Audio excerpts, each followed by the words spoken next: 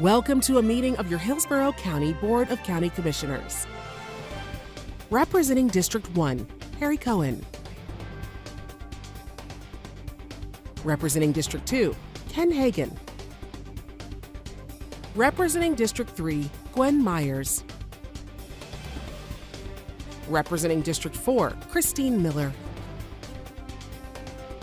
Representing District 5, Donna Cameron Cepeda. Representing District 6, Chris Bowles. Representing District 7, Joshua Wostel. The County Administrator is Bonnie Wise. The County Attorney is Julia Mandel. Time is set aside at the beginning of each meeting for citizens to speak on any issue. So we have time for everyone. Speakers are asked to limit their comments to 3 minutes. Today's meeting is brought to you with closed captioning by Hillsborough Television.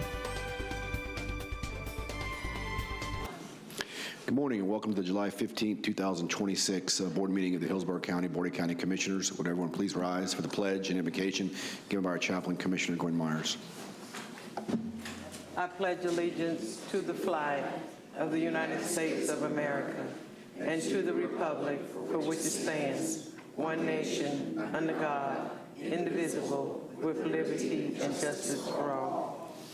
Oh, gracious Heavenly Father, I come to you again, just thanking you for what you have allowed our county to accomplish. Thank you for those who are here today as we celebrate the 36th anniversary of the American with Disability. Father, as a special blessing as our budget is being presented today, go with our county administrator and Kevin as they present the information to us on behalf of the citizens of Hillsborough County.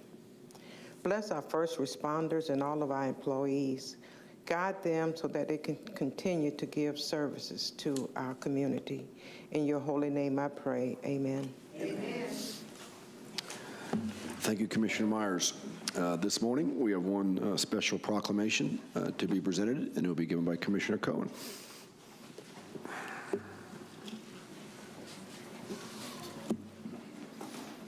Thank you very much, Mr. Chair. I'd like to begin by recognizing the following individuals who are here to celebrate this important occasion. Would you please raise your hand when I call your name? Janet Beyer, member, Hillsborough Alliance for Citizens with Disabilities and the Alliance's Public Awareness Committee. Madi, co-chair, Hillsborough Alliance for Citizens with Disabilities. Elizabeth Mueller, chair of the Public Awareness Committee and board member, Hillsborough Alliance for Citizens with Disabilities. Brenda Clark, at-large board member, Hillsborough Alliance for Citizens with Disabilities. Ben Ritter, Hillsborough Alliance for Citizens with Disabilities. Raquel Pancho, ADA Coordinator, Office of the Chief of Staff of the City of Tampa. Good morning. Arizona Jenkins, member, Hillsborough Alliance for Citizens with Disabilities. Jada Clark, Hillsborough County ADA Office. Alder Allensworth, advocate, Hillsborough Alliance for Citizens with Disabilities. And Cheryl Brown, President and CEO, Lighthouse for the Blind and Low Vision. Thank you all for being here today, and good morning. Ms. Beyer, would you please join me at the podium? The other members of your group will join us for photos in just a few minutes.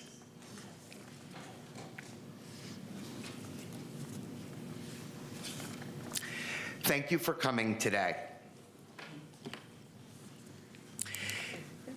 There you go. Okay. Since it was signed into law 36 years ago, the Americans with Disabilities Act has played an important role in raising awareness and establishing a comprehensive national mandate for eliminating discrimination against individuals with disabilities. This legislation encourages all of us to celebrate one another's contributions and gifts in addition to learning about universal design, accommodations, and accessibility to dispel the myths and apprehension about different personal abilities. This year's theme is Celebrate, Learn, Share, impacting inclusion through the arts. This celebration shines a spotlight on how the arts help build a more inclusive community for all of us to enjoy. It is my pleasure to present this proclamation in honor of all people who live with disabilities as victors and never as victims. And this proclamation reads, whereas July 26, 2026 marks the 36th anniversary of the Americans with Disabilities Act, landmark legislation that was passed to ensure that people with disabilities have the same civil rights and opportunities as those who don't. And whereas the principles of the Act foster fairness and belonging for all people with disabilities by reducing barriers, changing perceptions, and increasing full participation in community life. And whereas the law prohibits discrimination against individuals with disabilities in all areas of public life, including employment, schools, recreation, transportation, and all public and private places that are open to the community. And whereas the Americans with Disabilities Act mandates reasonable accommodations for people with disabilities, providing that everyone has full access to services, resources, and facilities. And whereas the Hillsborough County Alliance for Citizens with Disabilities enhances local compliance with the Americans with Disabilities Act, raises awareness about the equity of people, and advocates on behalf of people with disabilities.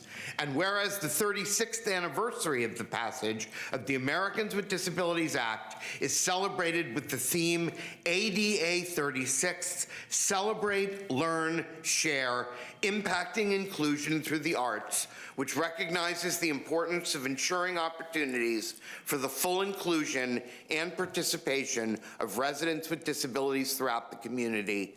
Now, therefore, be it proclaimed that the Board of County Commissioners of Hillsborough County, Florida, does hereby declare July 26, 2026 as Americans with Disabilities Act 36th Anniversary Awareness Day in Hillsborough County, and urges all residents and visitors to celebrate the 36th anniversary of the passage of the law by reaffirming their commitment to its principles and supporting equity and inclusion for people with disabilities. Executed this 15th day of July, 2026, signed by all 7 of the Board of County Commissioners. Congratulations to you all for your hard work. Thank and Ms. you. Meyer, would you like to say some words and Yes. accept the proclamation? Thank There you go. you. Here, I'll hold it. Thank you. I sincerely thank Commissioner Harry Collins and the entire Hillsborough Board County of Commissioners for acknowledging the 36th anniversary of the American with Disability Act, known as ADA, signed and passed by President George H.W. Bush in July 26 of 1990.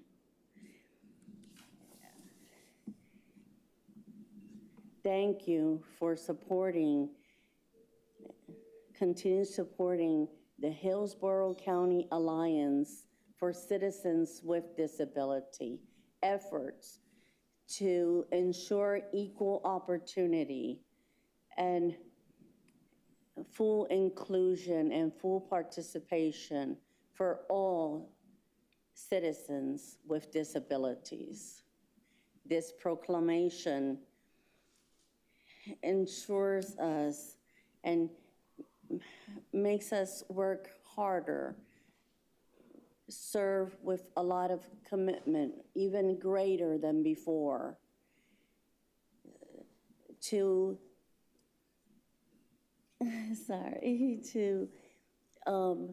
ensure that public programs, employment, services, and any other public area is accessible for citizens with disabilities.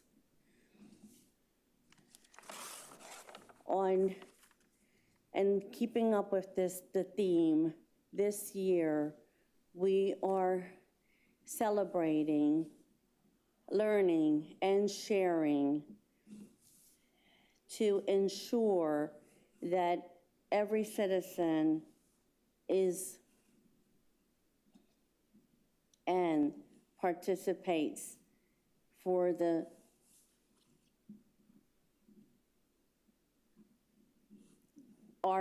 performance of the arts.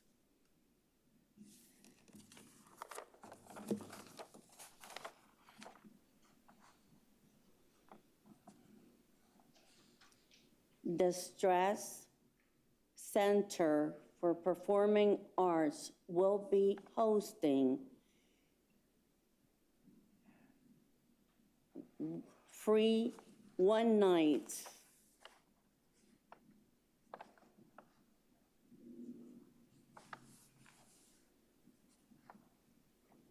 diversified entertainment with artists with disabilities.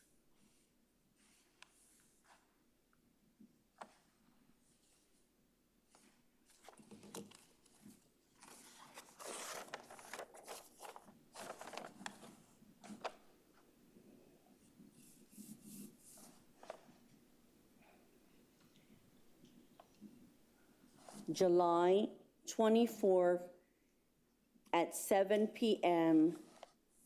at the rehearsal hall. Also, the Hillsborough Alliance for Citizens with Disabilities will be hosting their annual award ceremony.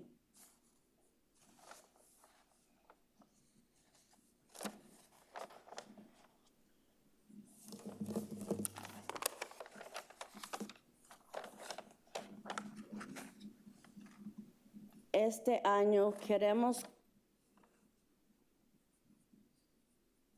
invitar a la comunidad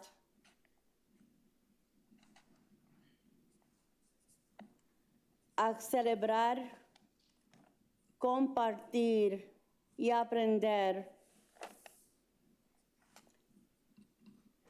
las experiencias que tenemos a través de las bellas artes. El Stress Center for Performing Art estará auspiciando una noche gratuita donde estarán artistas de diversos discapacidades. También el Hillsborough County Alliance estará teniendo sus ceremonia anual. Esta actividad será gratuita.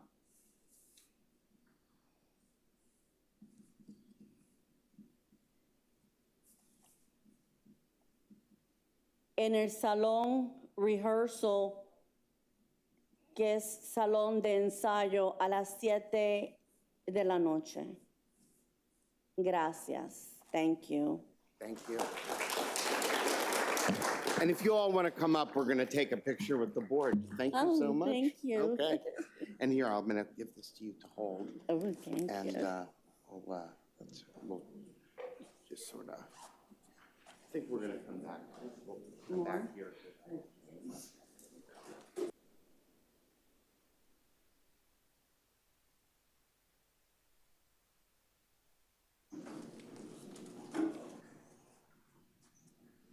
Okay, we got to balance out. So we gotta, there we go. We're getting squeezy. We like squeezy.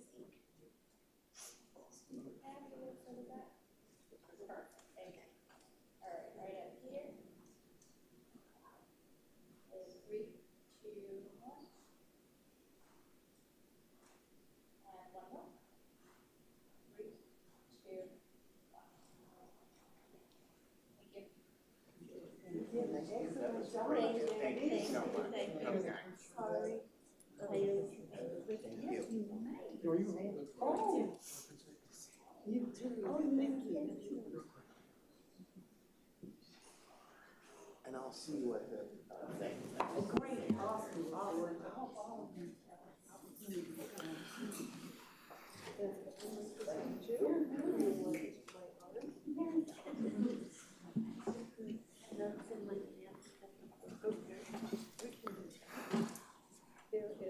Those are your eyeglasses? Yes. Those are your eyeglasses? Thank you, Commissioner Cohen. Bonnie, you want to review the changes to the agenda?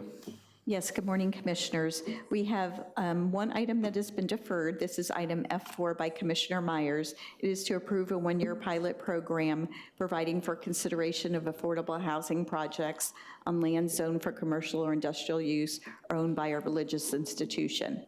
We have one revision or correction to the agenda. It's item A19. This is to approve and execute the second modification of an existing contract with Digitech Computer LLC for ongoing and as-needed ambulance medical billing services. This modification will extend the contract by 6 months from July 31, 2026 to January 31, 2027 is the correct date. We have several items for time certain today. The first one is at 10 o'clock, item E1. This is to receive a special appearance by the Commission on Human Trafficking to present their semi-annual report. Item E2 at 10 o'clock is to receive a special appearance by Joseph Walsh, PhD, Executive Director of the Hillsborough Soil and Water Conservation District. Item B3 is at 10:15. This is providing for the issuance of the Hillsborough County Subordinate Utility Revenue Note, Series 2026, and the principal amount of not to exceed $650 million to fund various capital equipment projects to the county's utility system, specifically the One Water Campus project located in southern Hillsborough County. Item G1 is related to item B2. It is at 10:30. This is to receive a report on a plan for a phased implementation of the African American Arts and Cultural Center project. And then item B2 at 10:30, which is related to item G1, is to approve and execute a restrictive covenant requiring the state of Florida with the state of Florida Department of State for their final reimbursement of $250,000 of $1 million in state grant funds. 11:45 is a recess for lunch. Those are the changes to the agenda. Commissioner Cameron Cepeda.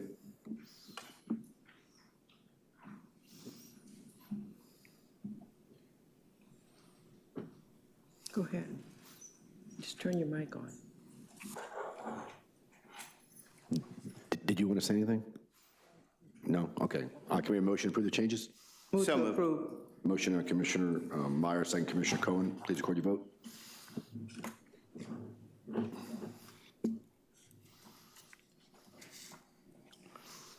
Motion carried, 7-0. All right, the board will go into the public comment portion of the agenda. The board welcomes comments from citizens about any issue or concern. Your opinions are valued in terms of providing valuable input to board members. However, at the same time, it is requested when you address the board that comments are not made directed at staff or the board members, but rather the issues. We set aside 45 minutes for public comment this morning. When your name's called, please state your name, speak clearly into the microphone. Up to 3 minutes are allowed for each speaker. First three speakers this morning are Tom Cobert, followed by Jeffrey Berger, and then Gary Gould.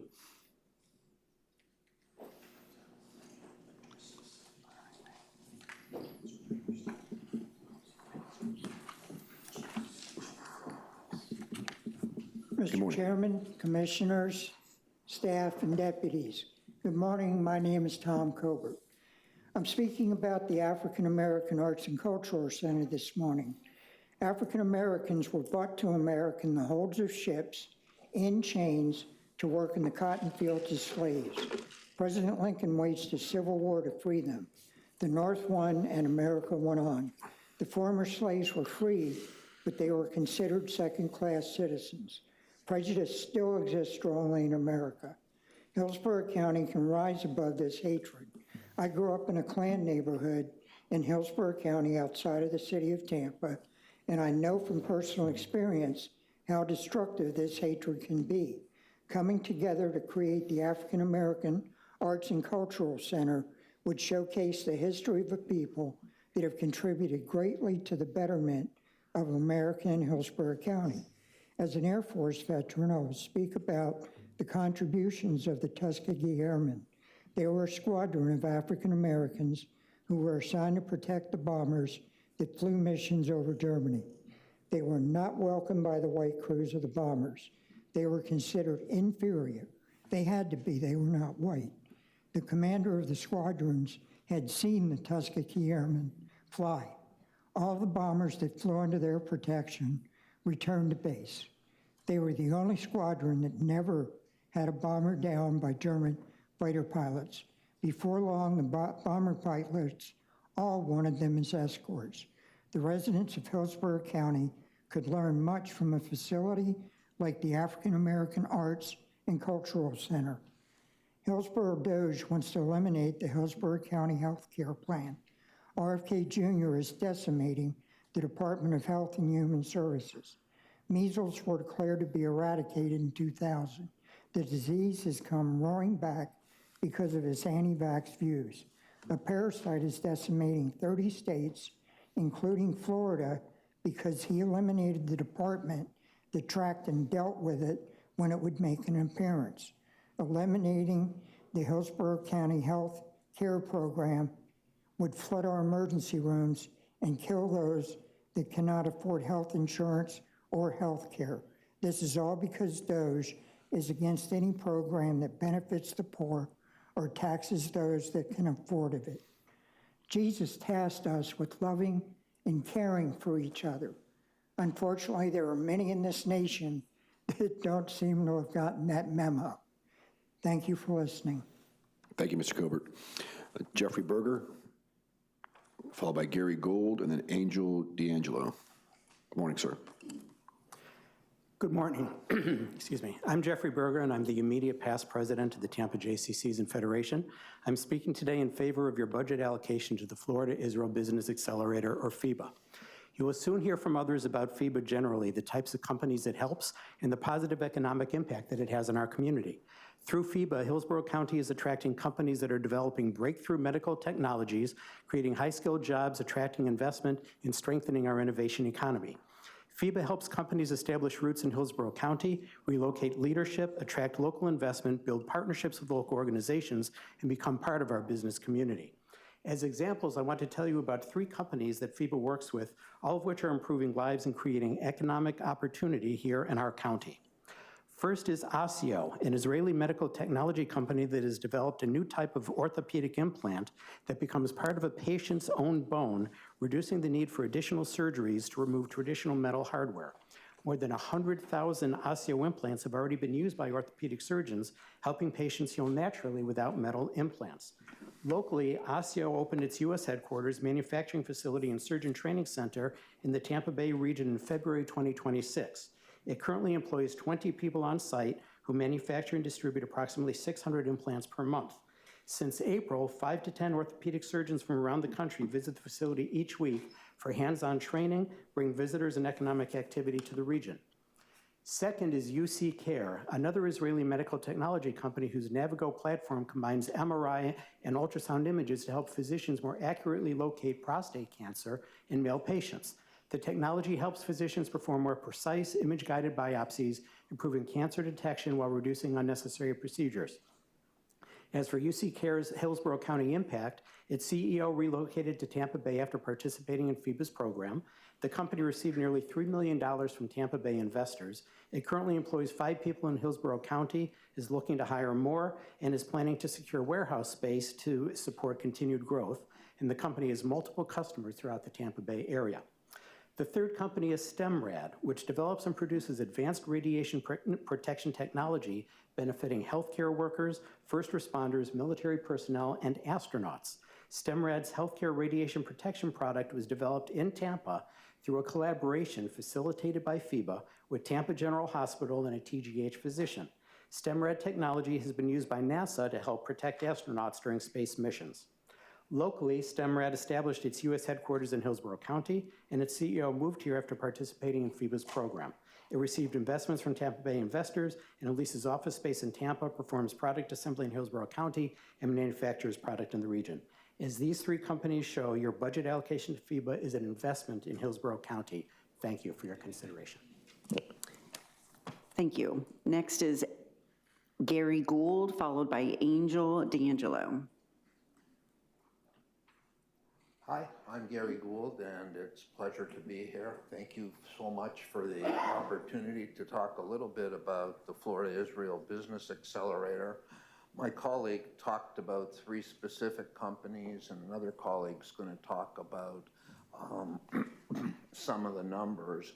But when we created the Florida-Israel Business Accelerator, our ideas were to bring Israeli innovation to Tampa, to create jobs, and we've created a large number of jobs, as well as to create tax revenue from these companies. And we've achieved that objective. Most of our companies are we've been in business for 10 years now. It's a nonprofit, and most of our companies that have gone through our program have a Florida presence, a Hillsborough County presence, and we believe we're making a difference. What I want to talk about, though, is not the specific companies. Mr. Berger did a good job, but some of the myths about the Florida-Israel Business Accelerator. We do not give money to Israeli companies. We do not send money to Israel through our FIBA initiative. We do not support these companies in any way except helping them with the county money that we receive. We help them find investment, we help them find customers, we help them staff up, and as a result of that type of help we've given to these organizations, they've hired a large number of highly skilled technical jobs, and again, they're paying taxes. We do not, again, send any money to Israel. We don't give money to any organization. In fact, we focus primarily on helping these companies. The support we get from the county goes to help us help these companies. Most of the companies are in critical areas like medical, device development, agriculture. In particular, we've done a lot of work with hospitality, and we believe we're very value added to the economy and to the job situation in Hillsborough County, and we're exceptionally grateful for all of the support the county has offered us throughout the years. So thank you very much. Thank you, sir. Next up is Angel D'Angelo, followed by Gretchen Hoke and Terry Park. Good morning, my name is Angel D'Angelo, and I'm a lifelong Hillsborough County resident currently living in Ybor. So I'm here to talk about the nonprofit money. There's a lot of things that have been going on in Hillsborough County. In 2020, several businesses in Hillsborough County did not survive the pandemic. We've seen such a shift in the local business atmosphere here in Ybor especially, but all across. So if we're gonna accelerate businesses, how about we do some that come from Florida? Innovation does not need to happen all the way overseas somewhere. We have innovation right here in Hillsborough County. So any money that we put into this county should come back to us as a county. That sounds like just good sense, on top of the fact that some of these companies that the Florida-Israeli Business Accelerator are accelerating violence and genocide against other human beings. That's just a fact that's been stated by many, many, many Human Rights Watch organizations over the last several years.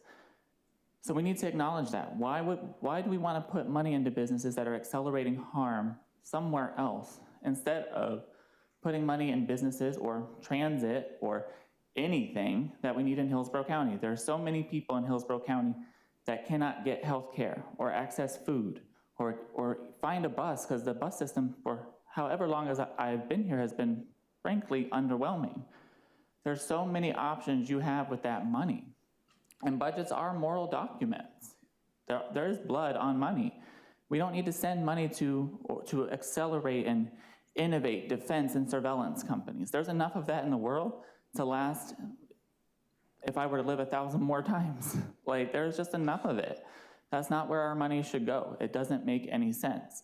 We spend so much money on war, policing, and jails, and we don't spend the money on the things that would actually stop violence or stop harm in Hillsborough County, let alone the world. So put the money in a nonprofit that actually benefits Hillsborough County and actually gives jobs. I heard something like 5 jobs or something. That's not doing a whole lot. Like, put money into something that's going to help people in Hillsborough County thrive, not just survive. I've lived in this county my whole life. I shouldn't be just surviving. I shouldn't have to work 2 jobs to afford to live in Hillsborough County. So invest our money in wellness and care, not genocide and violence and surveillance, or into any foreign countries' businesses. That doesn't make sense. We need the money and we need the care here. And you have the choice to make as a county commission and as human beings. And I hope you decide to make the right one. But I guess we'll have to see. Thank you. Next up, Gretchen Hoke, followed by Terry Park, and then Connie Rose.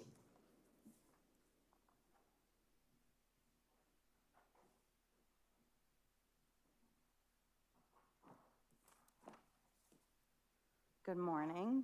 Good morning, Chair, Commissioners, and staff.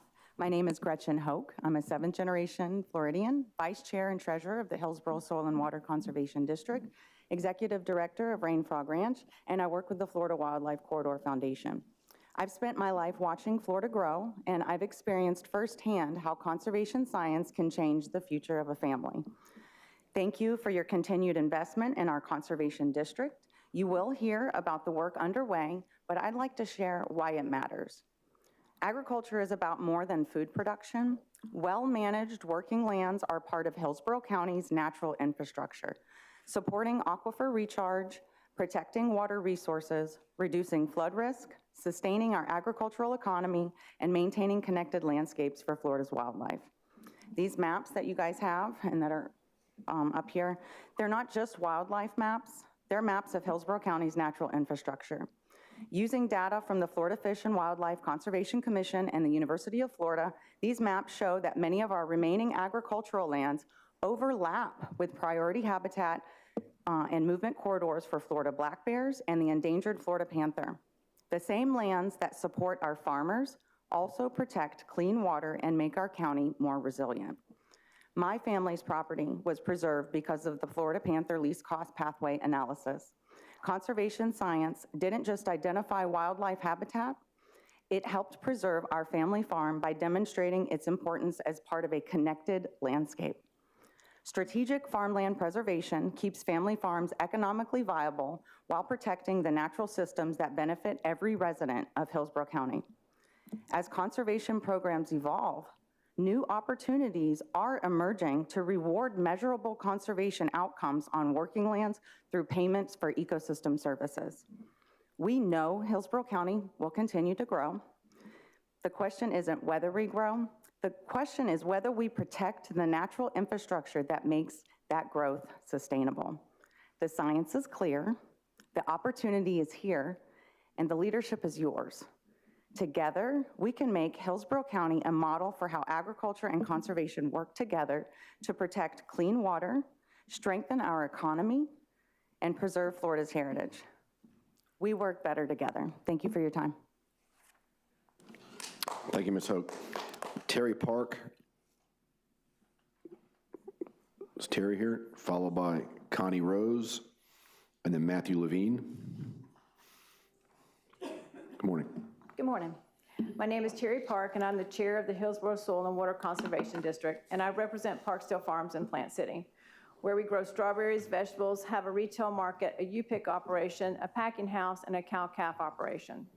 When most people think of Hillsborough County, they think of Tampa, Busch Gardens, or sports teams, but there's an industry that doesn't get much thought, despite the fact that most people eat at least 3 times a day.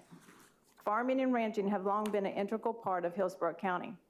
Not only is Hillsborough County the epicenter of the production of winter strawberries with over 14,000 acres, but also another 67,000 acres in various other commodities and pasture land.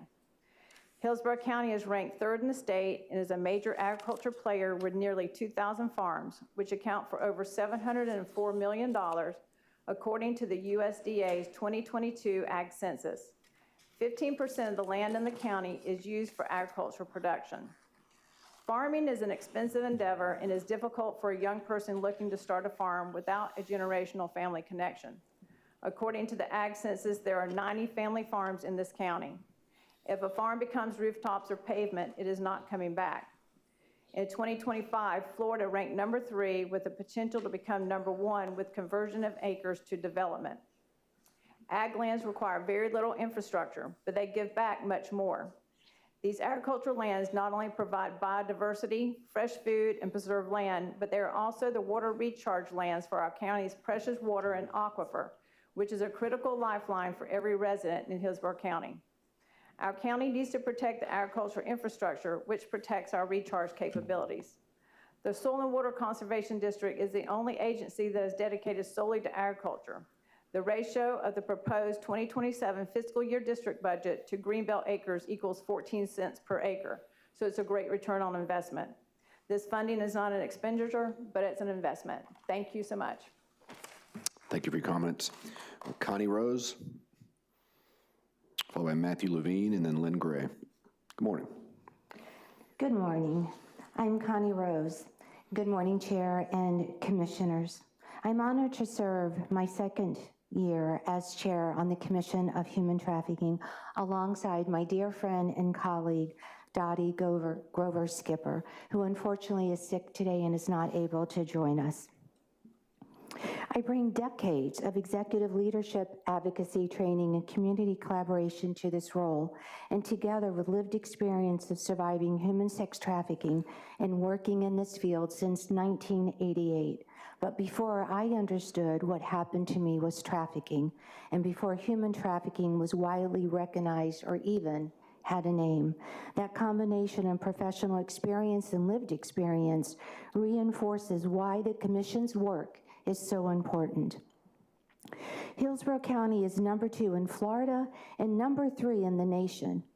We are fortunate to have dedicated law enforcement professionals who work every day to identify victims, investigate trafficking network, recover survivors, and hold offenders accountable.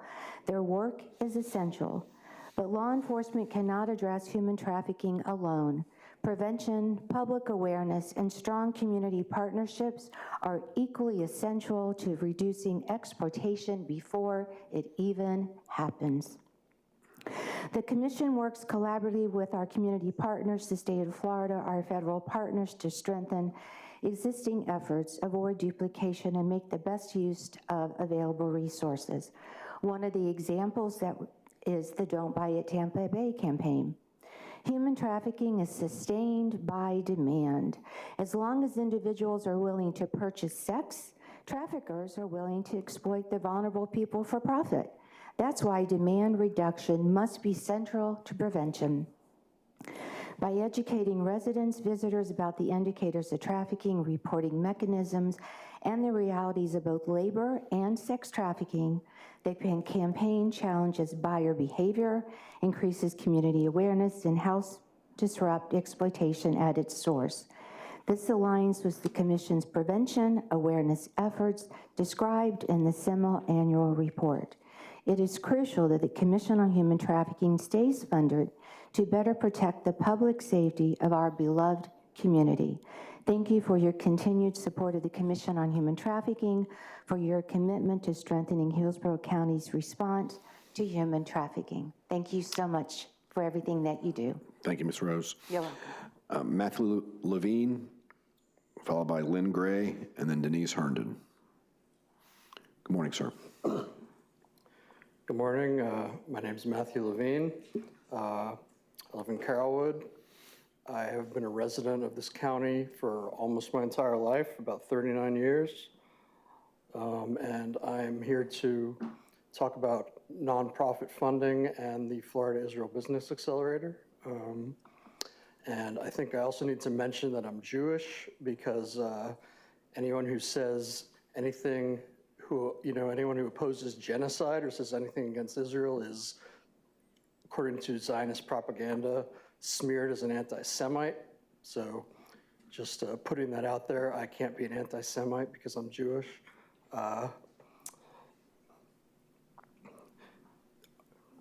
We need to use county tax dollars to fund local services for the people of this county, social services and nonprofits that actually help people. There are people starving on the streets here. There are people going without health care. Our transportation system is really inadequate.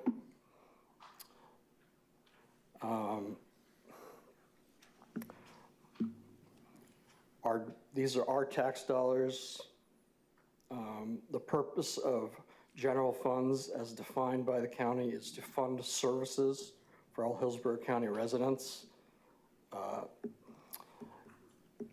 Rather than doing that, the Florida Israel Business Accelerator is helping for-profit companies from a foreign country, a country that is committing genocide. There are over 100 local nonprofits that are planned to receive less funding than FIBA in 2027. The commissioners are elected to represent the people of the county, not campaign contributors and genocidal foreign governments. Most people in this county do not support Israel. Most people in this country do not support Israel.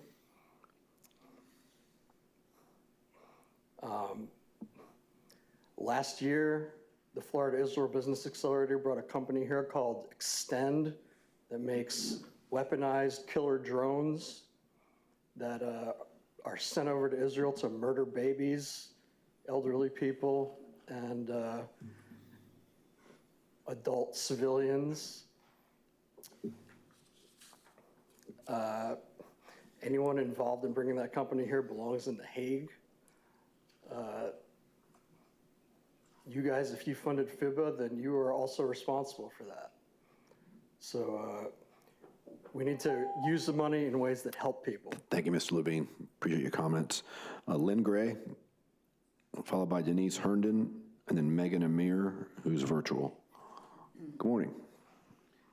Good morning, Board of County Commissioners. It has been our Hillsborough County Public School District pleasure to work alongside of the Commission of Human Trafficking. Your support is keeping 218,000 students safe from this growing business of trafficking, and is clearly revealed through your financial commitment and your words of support by you as a board, and notably Commissioner Cepeda. On behalf of our Hillsborough County Public School District and our Human Trafficking Committee, we stand firm and supportive of the work the Commission of Human Trafficking is doing. Thank you for everything that you're doing to keep our students safe. Ms. Gray, thank you for your comments and for your service on the school board. And if you could just state your name for the record also. Lynn Gray, Hillsborough County Public School Board Member. Thank you. District 7. Thank you. Denise Herndon, followed by Megan Amir, who's virtual, and then Chloe Royal. Good morning.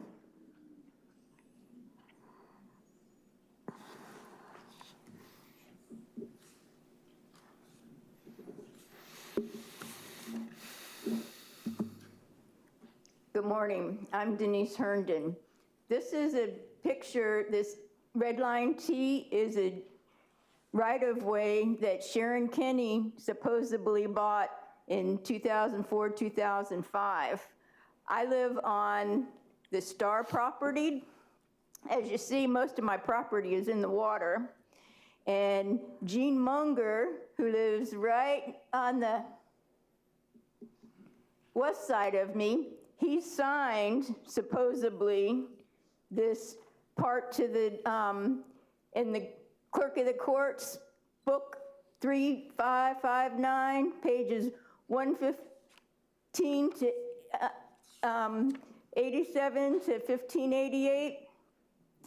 The funny thing about that particular document is that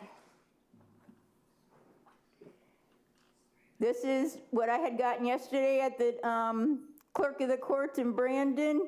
It looks like it's cut and pasted on here. Oh, that was back in the time. Back in 1979, shouldn't show this. It looks like 3 different documents.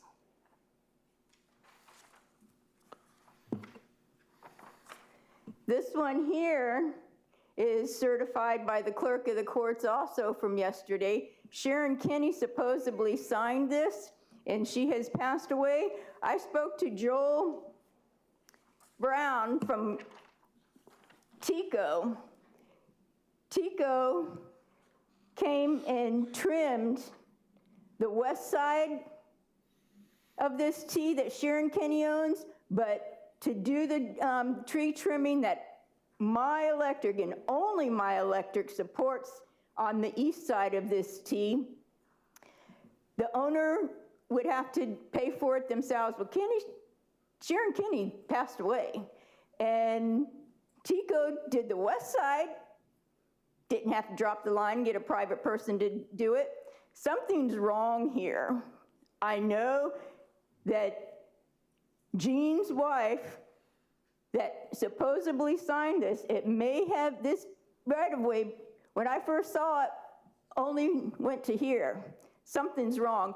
And every time this meeting starts, One Nation Under God, please change the plaque in your glass cage out in the hallway here that says, may God bless you, not God bless you. And somebody needs to make sure they're watching what they're doing here. Thank you. Thank you, Ms. Herndon. Megan Amir, virtual, followed by Chloe Royal, and then Bianca Melendez. Is Megan on the line? I am. I hope you can hear me, but good morning, everybody. I am Megan Eimer, and member here of the community. I'm out here at soccer practice with my son, but I felt it was important enough to call in and listen to this meeting to put on the record that the community does not support funding FIBA, the Florida Israeli Business Accelerator. Now, I know that my 1 3-minute speech is not going to change your final decision, but I do think it's important to put this on the record.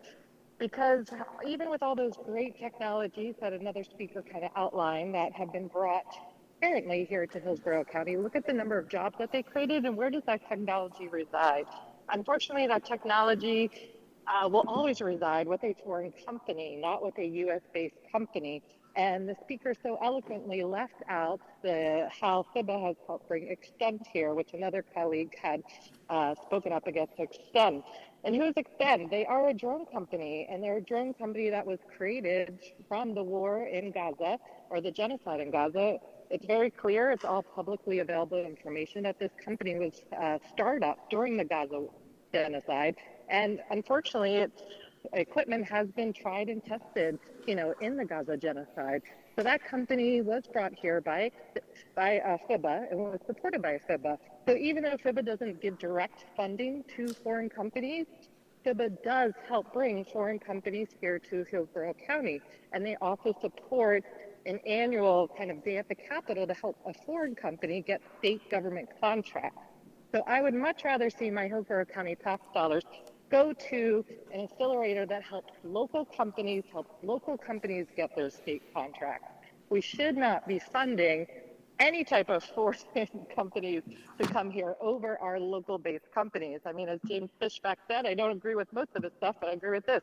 I don't care if it's a Florida Israeli Business Accelerator, a Florida Italian Accelerator, a Florida English Accelerator. We should be supporting, we should be Hillsborough first, we should be Florida first, we should be America first. So I really hope you will consider not giving the $100,000 or $50,000, whichever it is going to be this year. It might sound like a drop in the bucket with your huge budget, but over time, we've been funding them for the last at least 5 or 6 years, $100,000 a year. That adds up. Soon we're going to get to 1 million of Hillsborough County tax dollars going to a foreign businesses. Not directly, but time is money. We're still supporting foreign businesses when we should be supporting local startups here and helping local startups here get Florida state government contracts. So I really hope you will reconsider, maybe just once, doing what's right and fix the potholes because I would appreciate that. But thank you so much, and thank you for your time. Thank you, Mr. Mayor. Chloe Royal, followed by Bianca Melendez, and then Pam Miniotti. Good morning. Good morning, Commissioners. My name is Chloe Royal, and I want to sincerely thank you for your continued commitment to addressing human trafficking in Hillsborough County. Human trafficking is not an issue that only happens somewhere else. It affects our neighborhoods, schools, businesses, and families. Behind every statistic is a person who has experienced unimaginable trauma and deserves an opportunity to rebuild their life. I have seen firsthand the impact of collaboration between the county, law enforcement, service providers, healthcare professions, and community partners can have. When we work together, survivors have a great chance of finding safety, stability, and hope. The investment this commission has made in prevention, victim services, and public awareness and coordinated responses are making a meaningful difference.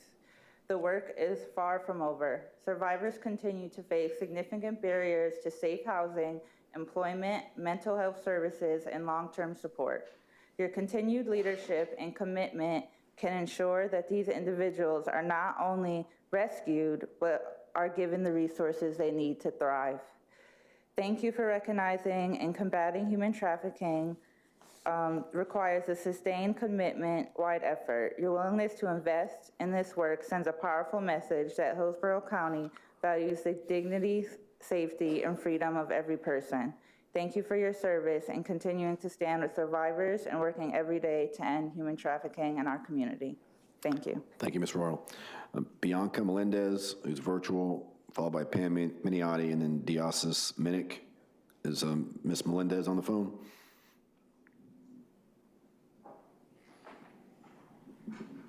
Hi, my name is Bianca Melendez, and I'm a longtime resident of Carrollwood in Hillsborough County. I urge the County Commission to reconsider continued public funding for the Florida Israel Business Accelerator and consider whether those taxpayer dollars would have a greater impact if redirected towards important needs for those in Hillsborough County. FIBA is a perilous initiative. Not only does it invest in more AI jobs, but invest in weapons manufacturers here at home, like Extend and Tampa, to be used on civilians in other countries and have been already used in what has been called by the International Criminal Courts and United Nations, among other organizations and experts, a genocide. These weapons have been used in serious violations of international humanitarian and human rights law in ways that are inconsistent with U.S. policy and law. I don't see how this can have a positive impact for people in the world or here in Hillsborough County. Many residents here are facing rising costs, from housing to increasing transportation expenses, in addition to other financial instabilities. There are many other initiatives that can use the funding, from emergency management to affordable housing and more.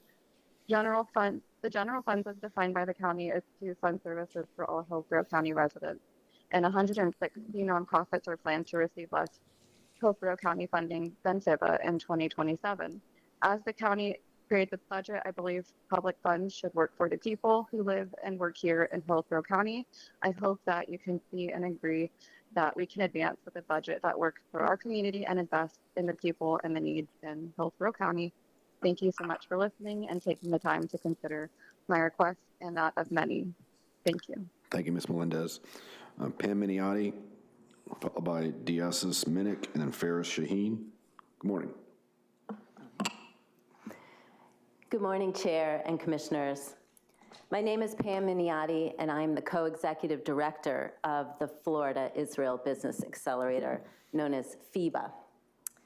Thank you for the opportunity to speak today and for your continued support of FIBA. Because our program is included in the upcoming budget, I'd like to briefly share the measurable impact the county's investment in FIBA has had in Hillsborough County.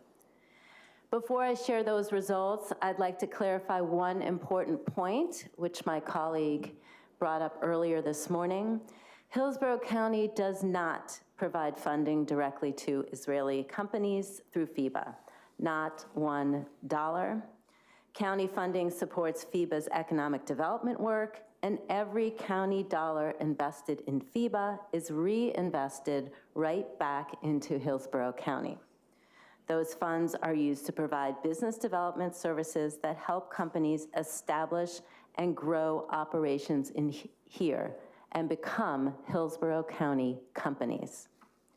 That investment has produced measurable results. Since 2016, FIBA has worked with more than 105 Israeli technology companies. 59 of those have established a presence in Florida, including 20 with a presence in Hillsborough County. Of those, 11 have opened offices here.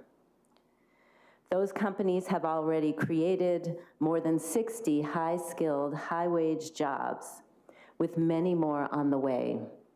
These positions include engineers, software developers, advanced manufacturing specialists, and other highly skilled professionals and Hillsborough County residents. Extend Defense chose Tampa for its U.S. headquarters. Today, the company is valued at more than $1.5 billion. They employ more than 20 people in Hillsborough County. They pay an average salary of more than $125,000 a year. They lease office space for $27,000 a month, and they expect to grow to more than 100 employees over the next 3 years. Extend is just one example of the results FIBA delivers for Hillsborough County. FIBA also engages more than 1,000 local county businesses and civic leaders each year through programs and showcase new technologies and create business connections. Looking ahead, FIBA will continue focusing on companies in advanced manufacturing and autonomous technologies that are a strong fit for Hillsborough County's exceptional talent and expertise. We appreciate the county's partnership over the past few years.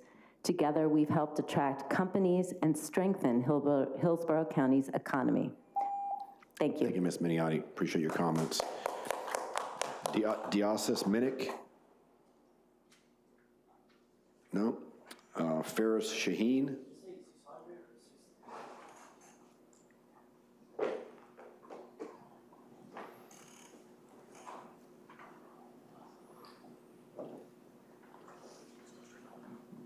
Go ahead. Good morning. I apologize, I was not prepared to stand up over there.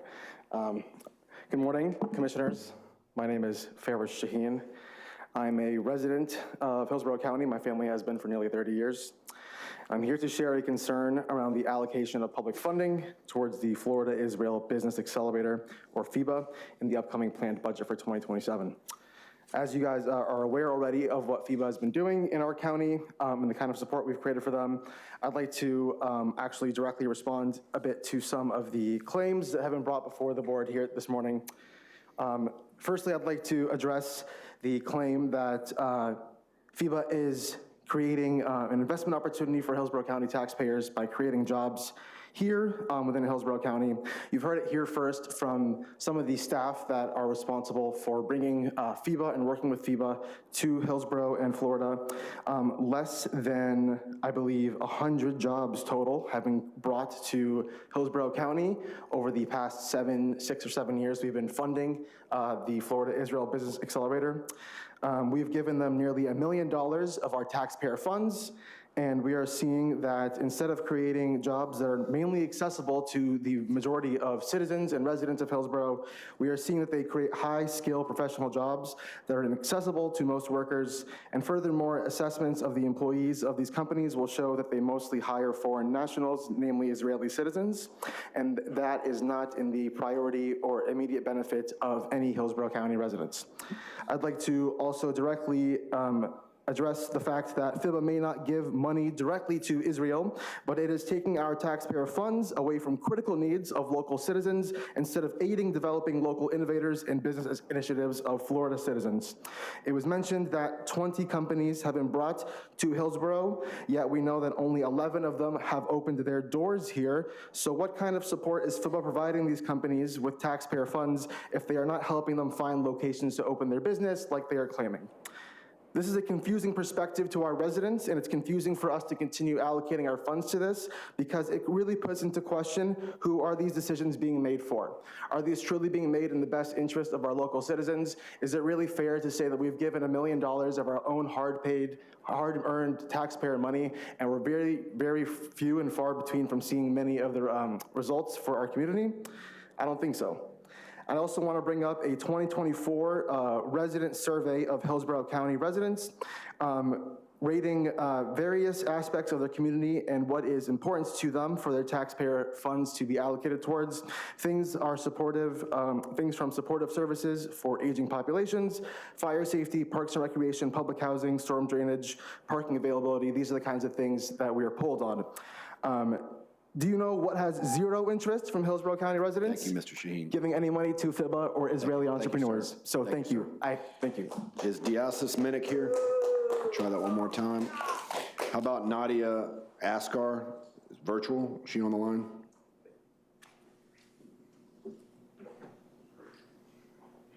Hi there, my name is Nadia Askar. I'm a resident of Hillsborough County. I'm here to speak about the county budget and to ensure the people's needs are met, and to also reiterate the point that many of the constituents today have been making, which is that we truly do want the county to stop and end all funding to the Florida Israeli Business Accelerator. We want to ensure that our budget reflects, putting our people first. The purpose of general funds as defined by the county is to fund services for all Hillsborough County residents, right? But FIBA prioritizes the needs of foreign citizens over Hillsborough County residents. There are a lot of other initiatives in our county that could use that funding. Fire rescue, emergency management, facility maintenance, human services, debt services, affordable housing. There are so many different programs, socioeconomic programs that my constituents have mentioned beforehand that can help the community rather than put it into a company that is creating that is putting into the genocide, correct?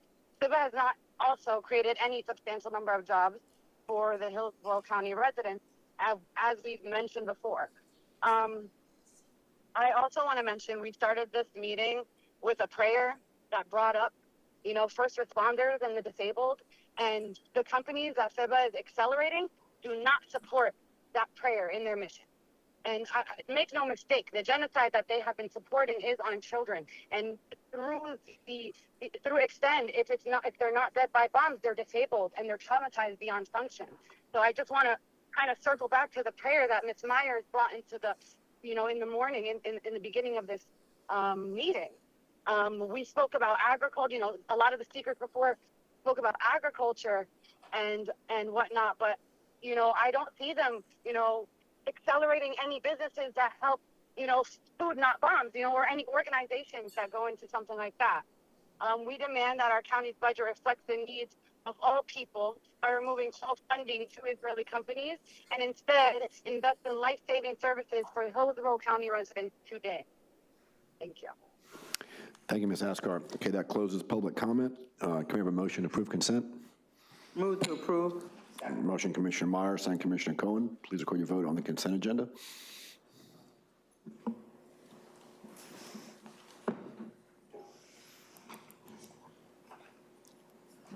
Motion carried, 6-0. Okay, Bonnie, want to introduce first time certain? Our first time certain item is item E1. This is our 10 o'clock item. This is to receive a special appearance by the Commission on Human Trafficking to present their semi-annual report. And Chair Connie Rose is here to present this item. Good morning. Good morning, how are you? Good morning, Chair, Commissioners. Thank you for the opportunity to be here today and for your continued commitment to address human trafficking in Hillsborough County. For the record, my name is Connie Rose, and I am honored to serve as the Chair of Hillsborough County Commission on Human Trafficking alongside our Vice Chair, Dottie Groover-Skipper. Before I begin, I would like to recognize my fellow members of the Commission on Human Trafficking. It is truly an honor to serve alongside a dedicated and diverse group of professionals, community leaders, and survivor leaders. Each member brings unique knowledge, experience, and perspective, and together we continue to build a collaborative commission committed to awareness, prevention, and strengthening Hillsborough County's response to human trafficking. Excuse me. Wonderful allergies this time of year, sorry. I also like to recognize Commissioner Donna Cameron Cepeda, who serves on the Commission on Human Trafficking, and Commissioner Christine Miller, who serves as her alternate. We are grateful for your leadership, your continued engagement, and your unwavering commitment to strengthening the Hillsborough County's response to human trafficking.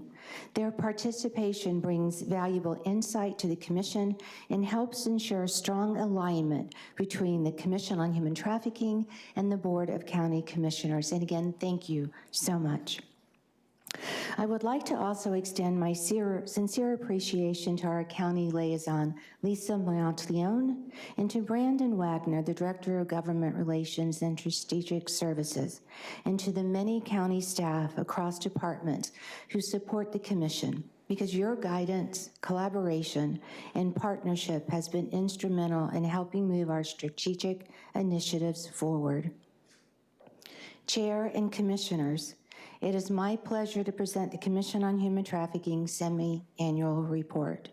At the board's direction, the Commission continued to provide semi-annual reports highlighting our initiatives, activities, progress in the strengthening of Hillsborough County's response to human trafficking.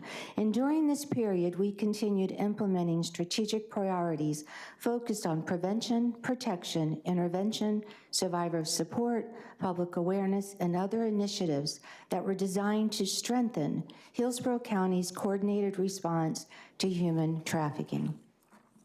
Our key operations and outcomes as the Commission continues to support law enforcement, service providers, community partners, and working to identifying victims, to investigate trafficking networks and provide survivor-centered services. The significant operations that were highlighted in our January annual report, including the Operation Dragon Eye and Operation Unmasking Predators, reinforced the importance of emergency housing, trauma-informed care, specialized foster placement, prevention programming, and long-term stabilization services for survivors. And throughout their reporting period, the Commission continued advancing initiatives designed to address those needs. Our community impact and our metrics.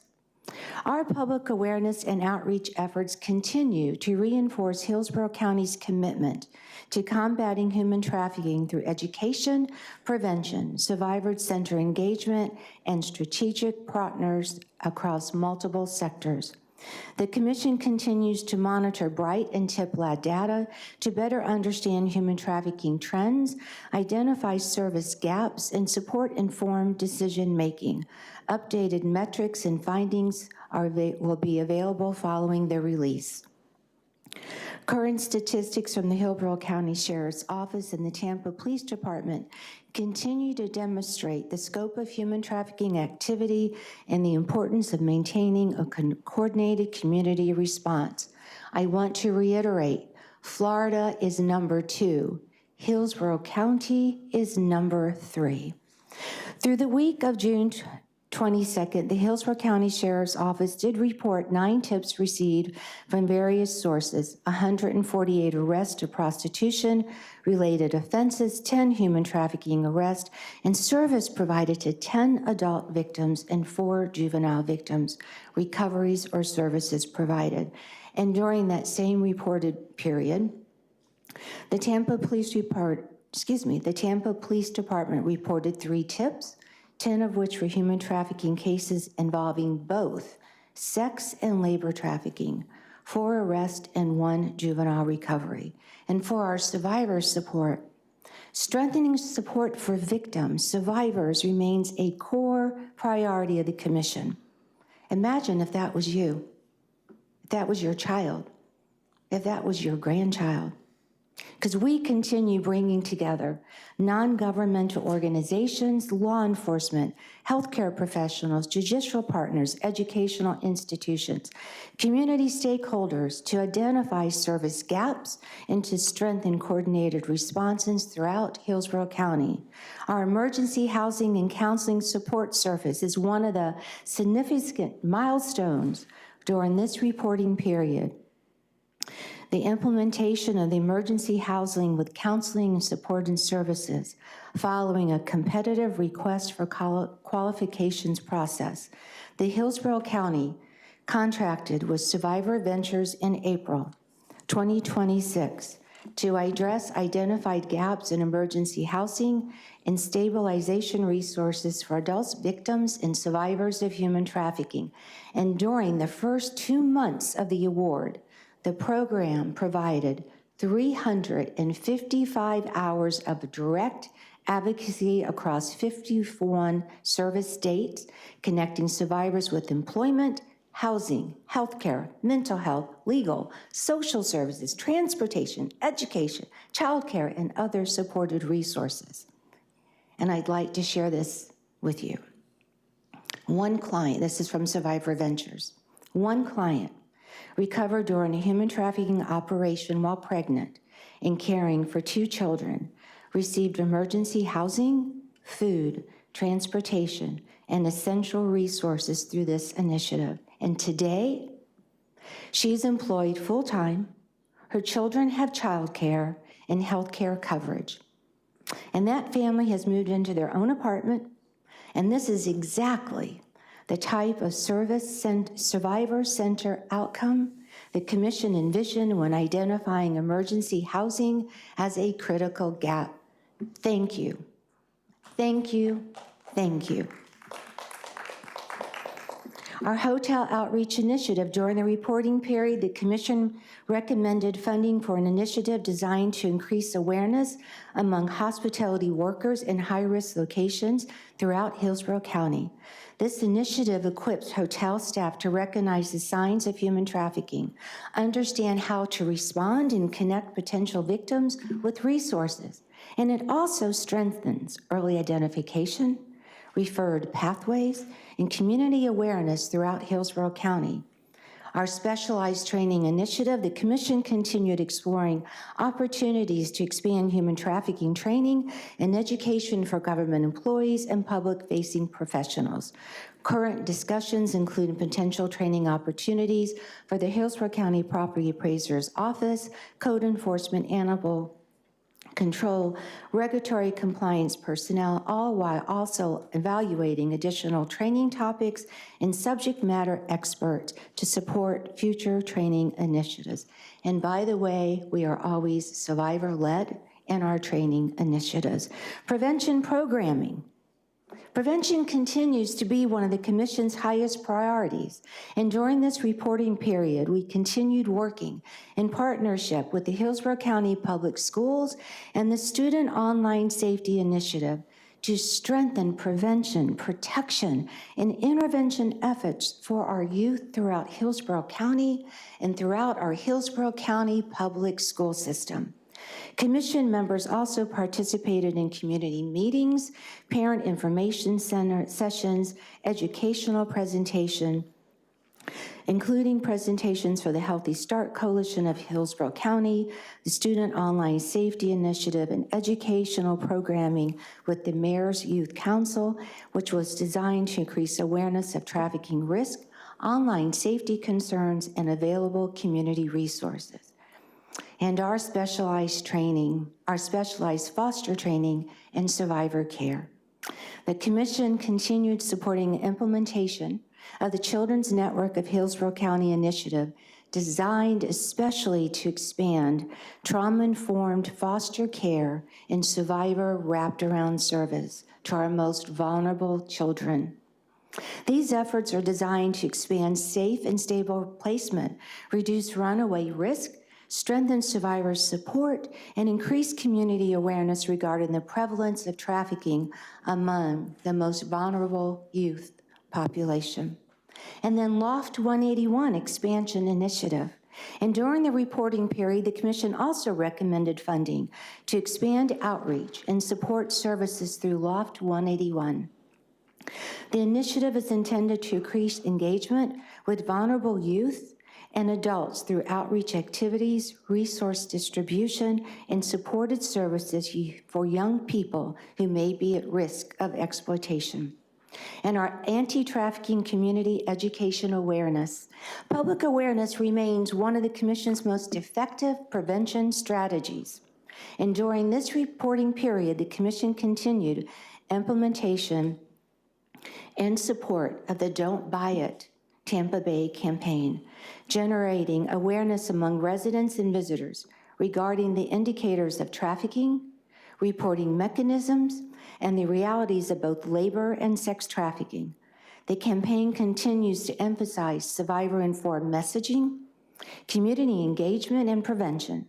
As part of this awareness campaign, the Commission, in conjunction with the Florida Department of Transportation, is supporting a series of columns, positive messaging, and human trafficking hotline numbers. And the columns will line the right-of-way of the East Scott Street, not sure if I have this exactly correct, I apologize, and a highly visible location for entering I-275 or using the Marion Street Station. The point is that we are going to have an incredible public arts display. And then the collaboration and community outreach. Collaboration remains at the heart of the Commission's work. Without it, what are we all doing? And during this reporting period, Commission members participated in numerous awareness and outreach initiatives, again, throughout Hillsborough County, engaging healthcare professional, providers, educator, business leaders, youth, law enforcement, survivor leaders, community organizations, and local government. The written report before you indicates the complete list of community outreach and awareness activities completed during this reporting period. Together, these efforts continue to expand public awareness, strengthen multidisciplinary partnerships, and reinforce Hillsborough County coordinated response to human trafficking. In my closing, Chair and Commissioners, the Commission remains committed to identifying service gaps, to strengthening resources available to victims and survivors of human trafficking and to our community at large, through emergency housing, specialized foster care, public awareness efforts, professional training, prevention programming, community partnerships. The Commission continues working to strengthen Hillsborough County's coordinated response to human trafficking. And these initiatives, they reflect our ongoing commitment to ensuring victims and survivors have access to immediate assistance, stabilization resources, and pathways to a long-term recovery, a pathway to the life that each and every one of you are blessed to enjoy every single day, the freedom that you are blessed to enjoy every single moment. And thank you. Thank you for your continued support. We hope that you continue to fund us and bless us in the way that you have, and the commitment to the Commission on Human Trafficking and our shared mission, because we do know that for each and every one of you, this has touched your heart, and this is a shared mission of strengthening Hillsborough County's response to human trafficking. Thank you. Thank you, Ms. Rose. Got a couple of board comments, then we need to move to the next agenda. Commissioner Cameron Cepeda. Yes, thank you for the presentation, and I've had the honor of serving alongside many of you, and I'm proud of the work that you've all been doing, very proud of you. And also, as you mentioned, the awareness, the training, the survivor support, the coordination across agencies is saving lives, and that otherwise would have been lost to darkness. And I've seen firsthand the sacrifice and the heart behind this work. And you know, the former victims, you know, that have decided to turn their pain into purpose, such as you have done, Ms. Connie. And I want to thank you again for this presentation and all that you all are doing. Thank you. Thank you, and thank you for everything. Did you talk to Visit Tampa Bay yet about them partnering with on the marketing of getting out your messaging campaign? I see that they're on your committee. Yes, Commissioner Wassel, they are an incredible partner with us, and pretty much everything that we do, Visit Tampa Bay, is an incredible partner with us with getting our messaging out. So on their advertising, they're helping fund your Don't Buy It campaign? I can't really speak to that. I don't have that direct information to speak to the funding source, but I can say that they are there partnering with us to get our messaging out. They are there assisting us in ways with our outreach that we will be doing August 1st. They are there assisting us with location. There are several different things that Visit Tampa Bay has assisted with us without actual monetary, but it is a monetary contribution in the fact that they have opened up pathways for us to be able to have food at certain events or a space to us to be able to hold an event. So those are the ways that they have been able to assist us, as well as getting our messaging out.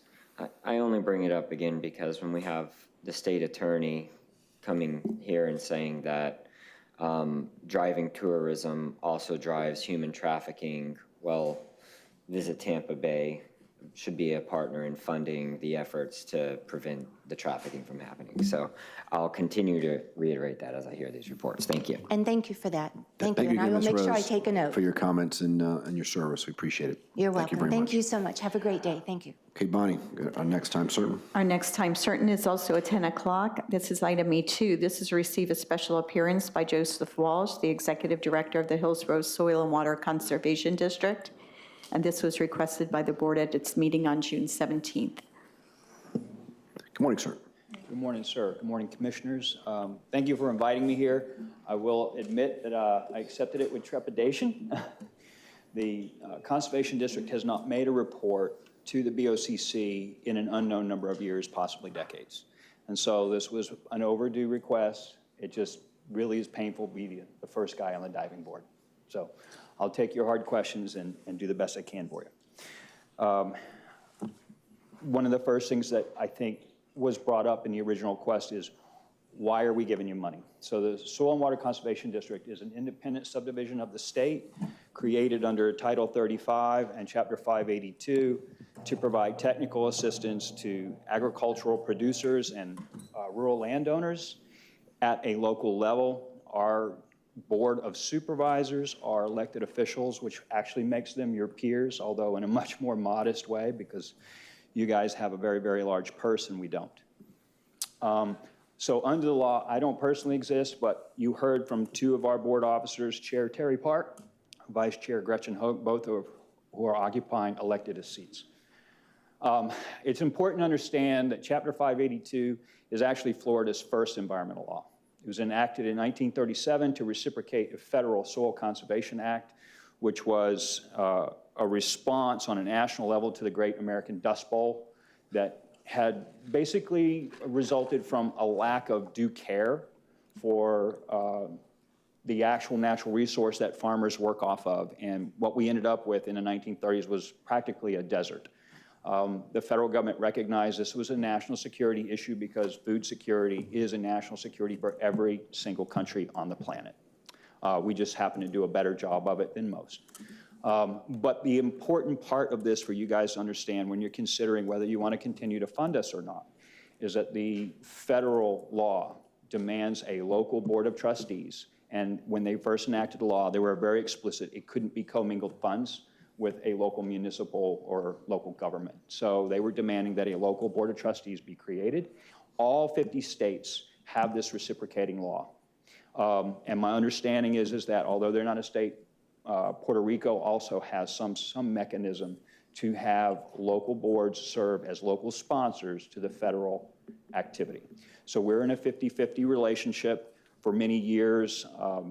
I think we were probably cooperatively funded by either the U.S. Department of Agriculture or the Florida Department of Agriculture, but over time those funds have dwindled. And what we have seen is that the really healthy conservation districts in the state of Florida are the ones that have close relationships with their local counties, as opposed to funding relationships with the other two.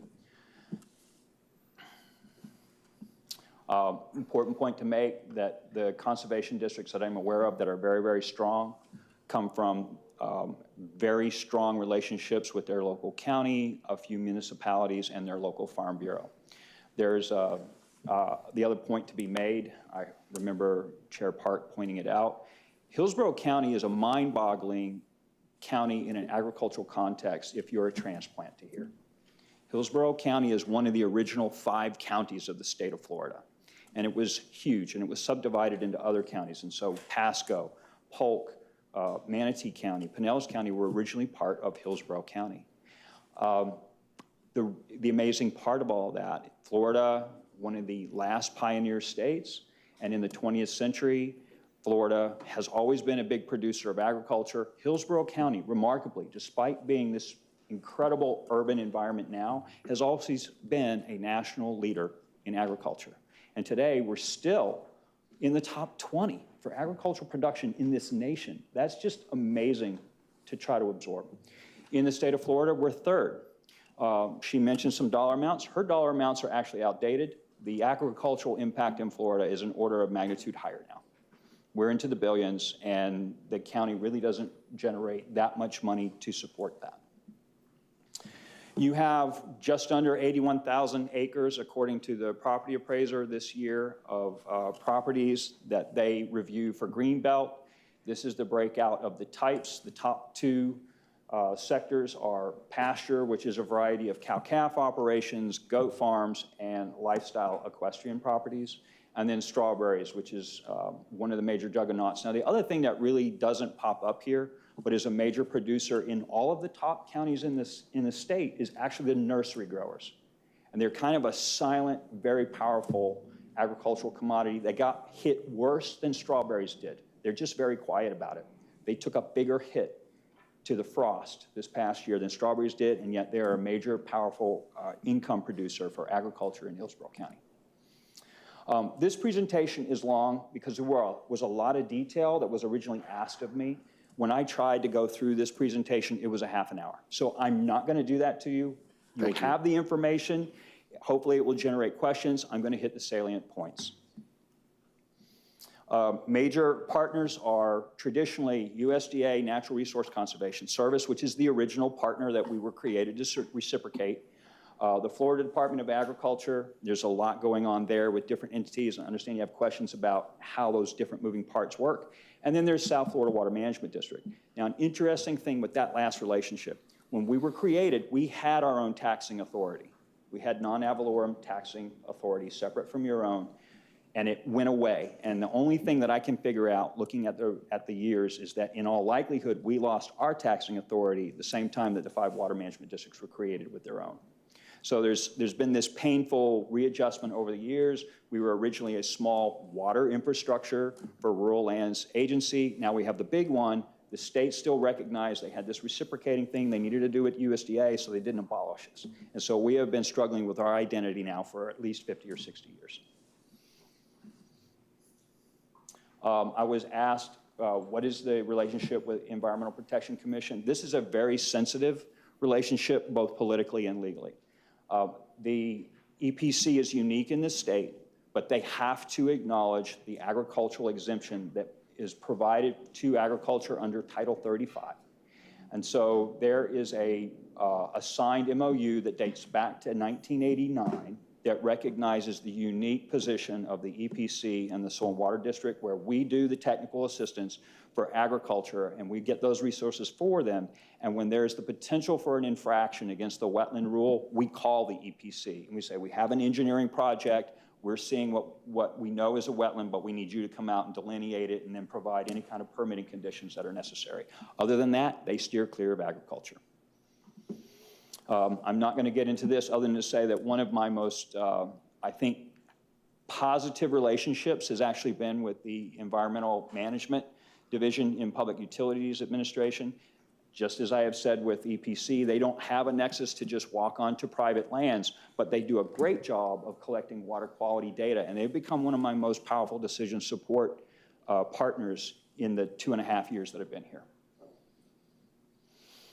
I think you guys are all very sensitive to what happened after 2024. Please understand, I was in Hurricane Andrew, and I have gotten my teeth kicked in by multiple hurricanes on the East Coast. The West Coast of Florida has been very complacent, and you guys got your wake-up call in 2024 as to what a real hurricane can do. You're trying to react to that. We're in a position to help facilitate access to the folks that have the land for the possible future water resources projects that you may need to develop out in eastern Hillsborough County. Kelm has become another good partner to us. They have a lot of subject matter expertise, and if I may point out, Kai, would you stand up, please? So one of the things you're asking me about, I will explain. Why our budget has gone up, I have finally been able to put into operation a conservation technician for the first time since at least 2018. She came from Kelm. She's highly qualified. She grew up in rural Florida. She's been working on natural areas in Hillsborough County, and she's got all the chops. And you're going to start to see that she is putting your dollars to work now. She's only been with us about 2.5 months. The other individual sitting next to her, Raylan Burr, is a master's student from the University of Florida. She is part of my leadership development engine. She also has similar chops, although she's not from Florida, so she's learning the natural areas expertise that Kai has, but she has project management experience in ecological restoration projects. And she is pursuing her degree with the College of Agriculture and Life Sciences at the University of Florida. Cooperative Extension Service, another one of my most powerful partnerships, and it is one of these weird places where they have their swim lane and we have ours. I want you to understand that when you saw that budget change in 2025, that was a result of a direct consultation with the Extension Service. I said, help me find the niche that's not covered by everybody else. And Stephen Grand was very, very kind, and he said, the one thing that nobody can cover is what you ought to be doing, and that is conservation planning. So that's where we're going with the budget we've asked you for. You asked me to explain why 2025 looks different from 2024.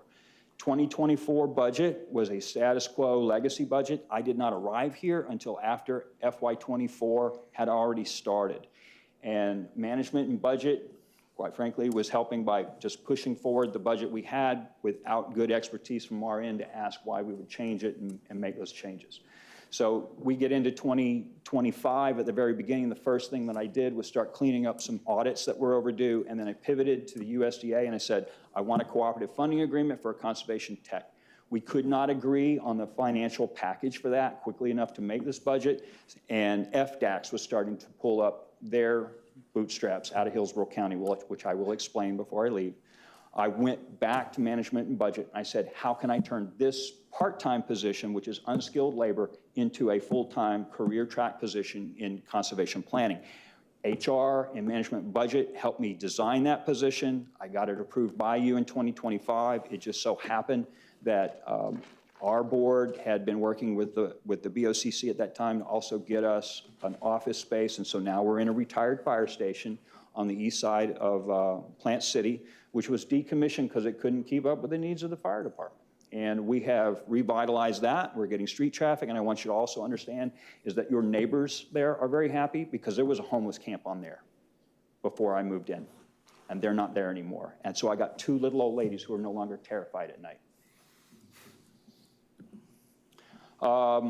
Looking at, the breakout. So when you ask, well, what did we approve?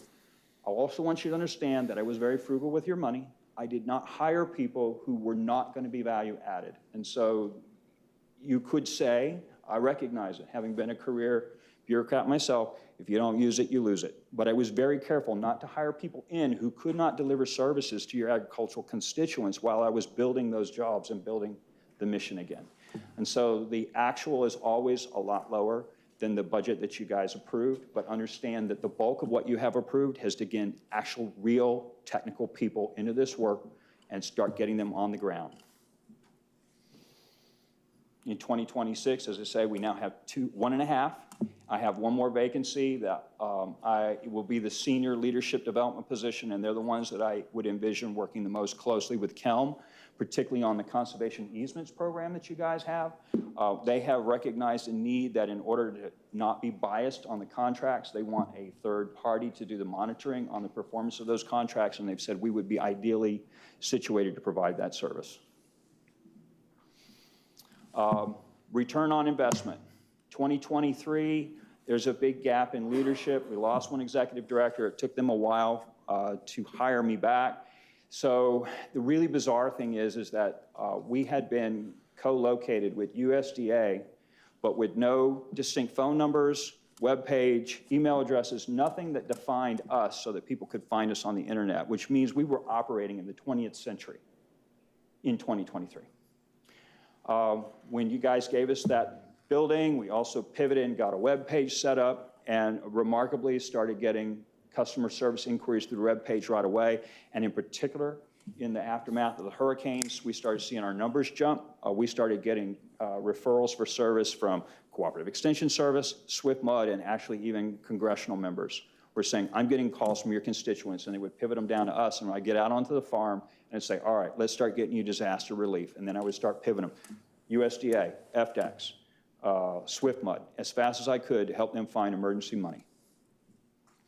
And what you see is a trend line. I mean, I didn't give you anything more than raw data here, but even if you look at where the zeros start to disappear, you see a trend line over time. And in 2026, that technical deliverables is actually categories of work, not individual projects. So for example, one of the categories is now actually working on the cost share contracts. She's working on 21 contracts, and that's just in the last 2 months since she's gotten here. So the trend line is going up, and I hope you'll continue to support that. It's very important also to understand that in 2023, we had a major leadership overhaul. In 2022, the state legislature really started going after all 3 categories of rural service districts. That was rural fire, mosquito, and conservation districts. They mandated that the conservation district boards of supervisors needed to be run by qualified agricultural producers, which really means agricultural business leaders. And in 2022, there was not one single member of our board who was qualified when that law passed. And so we had a complete gutting of our leadership, which meant total loss of institutional knowledge. We ended up getting agricultural producers who were very, very assertive about turning this around. It took them a little while to find me. I onboarded in December of 2023. So really was only here in 2024 to start cleaning things up and turning things around. But if you don't realize the difference, agriculture is very assertive now about this board, which is why you have a very prestigious family walked up here and spoke to you serving on this board.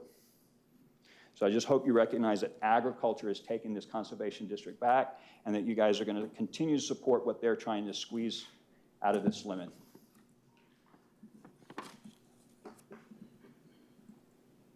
Parting thoughts.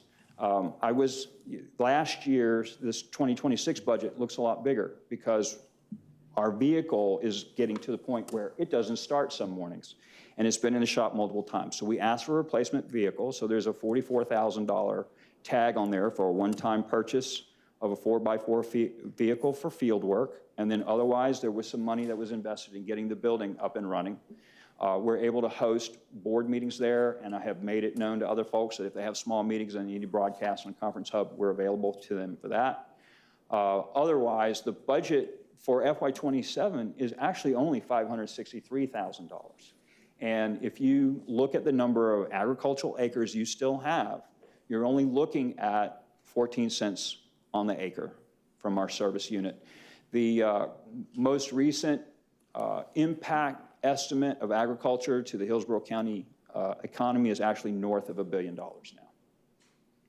And that's all I have, so I'll take whatever questions you folks have. All right, thank you, Dr. Walsh, for the presentation. Commissioner Bowles? Thank you. Before I begin, I do want to thank everyone who came here to speak that's out in the audience that may still be here on the support of agriculture. And I don't think that, and I share that support, absolutely. And I don't think that anyone on this board questions the importance of Hillsborough County's role in our agricultural dominance in the state. But I don't think that it's whether or not agriculture really deserves our support or not, which I think it does, absolutely. It's whether we are providing support to the most effective and accountable way. And, whether those dollars are being used, we're investing those with measurable results in the end, whenever possible, that reach our ranchers and farmers directly who have those pasture lands, those nurseries, those crop fields. Mm-hmm. So it's not necessarily, are we kind of segueing around that or not. So that brings me to your report, and I appreciate the amount of detail that went into it, and for you preparing the report. I have no doubt that there was a lot of work that went into it. I asked those questions kind of centered around a theme that I was looking at, and it really has to do with the state of Tallahassee, the state and Tallahassee's impact on how we're looking at our budgets. And I think Bonnie could attest to the fact that I looked at the EMPO, OCI, communications and education, some of these other things within a small business enterprise, all these different things that we're funding through our budget. And it's not just focused on soil and water or anything else. It was more of a global scheme. But in your last slide, you bring up 14 cents. I still can't figure out how you got that. I simply took the budget I asked for and divided that over 81,000 acres. 563 divided by 81,000 is like $8. It's not 14 cents. I just did the math again. It's $6.69. So I'll apologize to you because I don't remember now, but that was essentially what I was aiming for, was what does the investment in agriculture through this one work unit look like? The other thing I want to point out is that I recognize the questions that you're asking. They're always hard. I was with the Fish and Wildlife Commission for years. I understand these kinds of questions. Try to understand that I'm not making excuses. FDAX has pulled up roots out of Hillsborough County. Okay? They have shifted their agricultural cost share monies to focus on the Rural and Family Lands Protection Act and the really, really big, sexy programs that DEP and the feds are investing in. And so they're looking for large regional aquifer projects. They have ended up in the headwaters of the Everglades, and they're working on a big project up in the Springs area of Florida. Everything is moving off either very south or very north. And they made no apologies about it when they said, we're not going to be sending any more allocation to Hillsborough County beginning July 1st of 2024. That's fine. Yeah. But I want to go back to your calculation. The only point I'm trying to make. No. The point I'm trying to make is that Hillsborough County is the only game in town for agriculture. That's all I'm trying to say. Well, that's not true, because you can get grants. You could apply for grants. And my job is to help them do that. Yeah.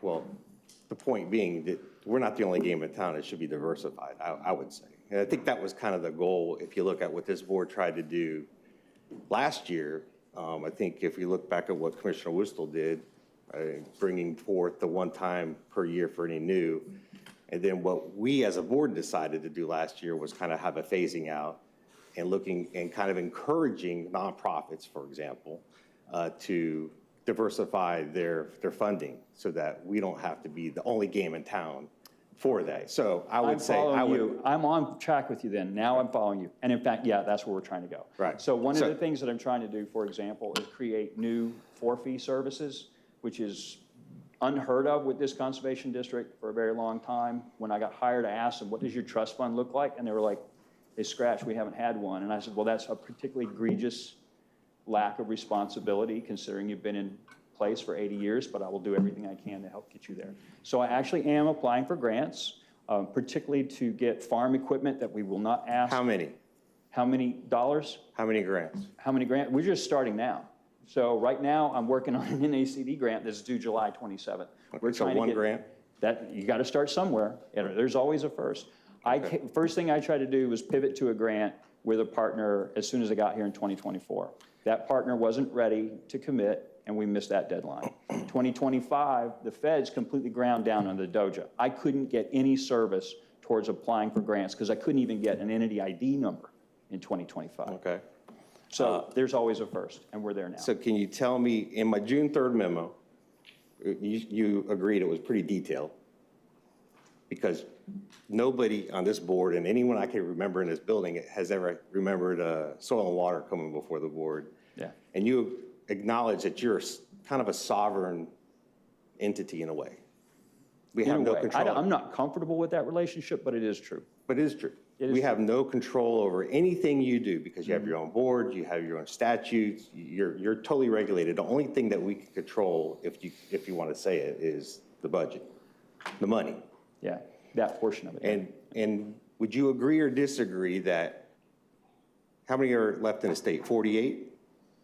They keep a lid there. Yeah, it's 40. hovering, it's above 40, but I don't even know if And it's about 40 now. 65% of those have one employee or none and are volunteers. They have And they're no budget. going away. Oh, they're going away, sir, I promise you that. All of these districts, us included, have been on a dissolution list. I have fought my way off of 6 dissolution lists. Why in would 2 that years. be? Why would the state Because- continue to look to get rid of something that's been around 100 years, that you have a number of other organizations that do the same thing you do? The same thing you're asking, Senator True now has said. He's the chairman of the agriculture. Why would I not look for a better way to deliver service? He put together a bill that did not go out of committee in the last session because they had a much bigger fish to fry, which was his homestead exemption law. Right. But he did float to me what the contents of that were. And he said, I'm considering floating forward, either restructuring all of the conservation districts under a version that looks very similar to a water management district, smaller, more of them, but not a huge number, so multi-county. Or the alternative would be for the local government to invest and adopt the mission of the conservation district and take it from the state. So what I've heard in your report and what I've heard you say today is a lot of history. And the report is, gives a lot of history, gives you a lot of detail about other organizations. But what I feel it lacks is outcomes. You give a lot of output. So you did 5 properties. Let's just use 2025 because we have an entire year. You did 5 properties, you did visits, and you did 10 consultations. But you didn't give any details what that involves, and generally speaking. So if we did the budget on that, it's $133,000 per property visit and $60,000 that could go directly to farmers. I'd rather give that to a farmer to dig ditches or whatever to do for their, versus add another layer of bureaucratic installation and put it in personnel that we have a number of organizations. So I still don't know what the recurring investment is for the $665,000 that we invested last year. Nothing in that report tells me how many acres did you conserve? How many projects did you bring to completion? It's all about operations. The answer is definitely 0 in that time frame. That is definitely the answer to the question you're asking. And the question becomes, do you recognize, I'm not trying to challenge you on this, Commissioner. The facts are what they are. The reset button was hit January of 2024, and it's been a mad scramble. So if you decide that going forward is not the direction to go with this agency, I can't argue that point. I was hired, I told the board, you've handed me a mess. They admitted that they sandbagged me on how desperate it was when they hired me because they said I wouldn't take the job if I had known the truth. When I got here, I said, you handed me the job, I'm gonna do everything I can to get this bus back on the road. Well, it just, again, gives me pause. We hold our nonprofits to a benchmark 10 times higher than what we're giving you for a $25,000, and we're gonna do one here in a little bit, $62,500 we're gonna give the Madi's movement. What they have to do to comply to get that money is pretty inordinate, and that's changes that we did last year. You don't have to do anything, soil and water, and because you're the director, don't have to do anything. You just come here and ask, and you don't even provide any deliverables. There's nothing in there, and you have to accept the responsibility for it now because you are the director.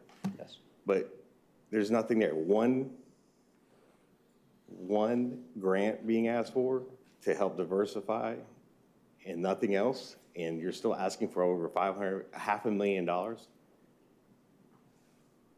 Commissioner Wustel asked last year he took his $600,000 and put it at sidewalks. I'd rather put that $500,000 towards sidewalks or put another fire rescue on the road.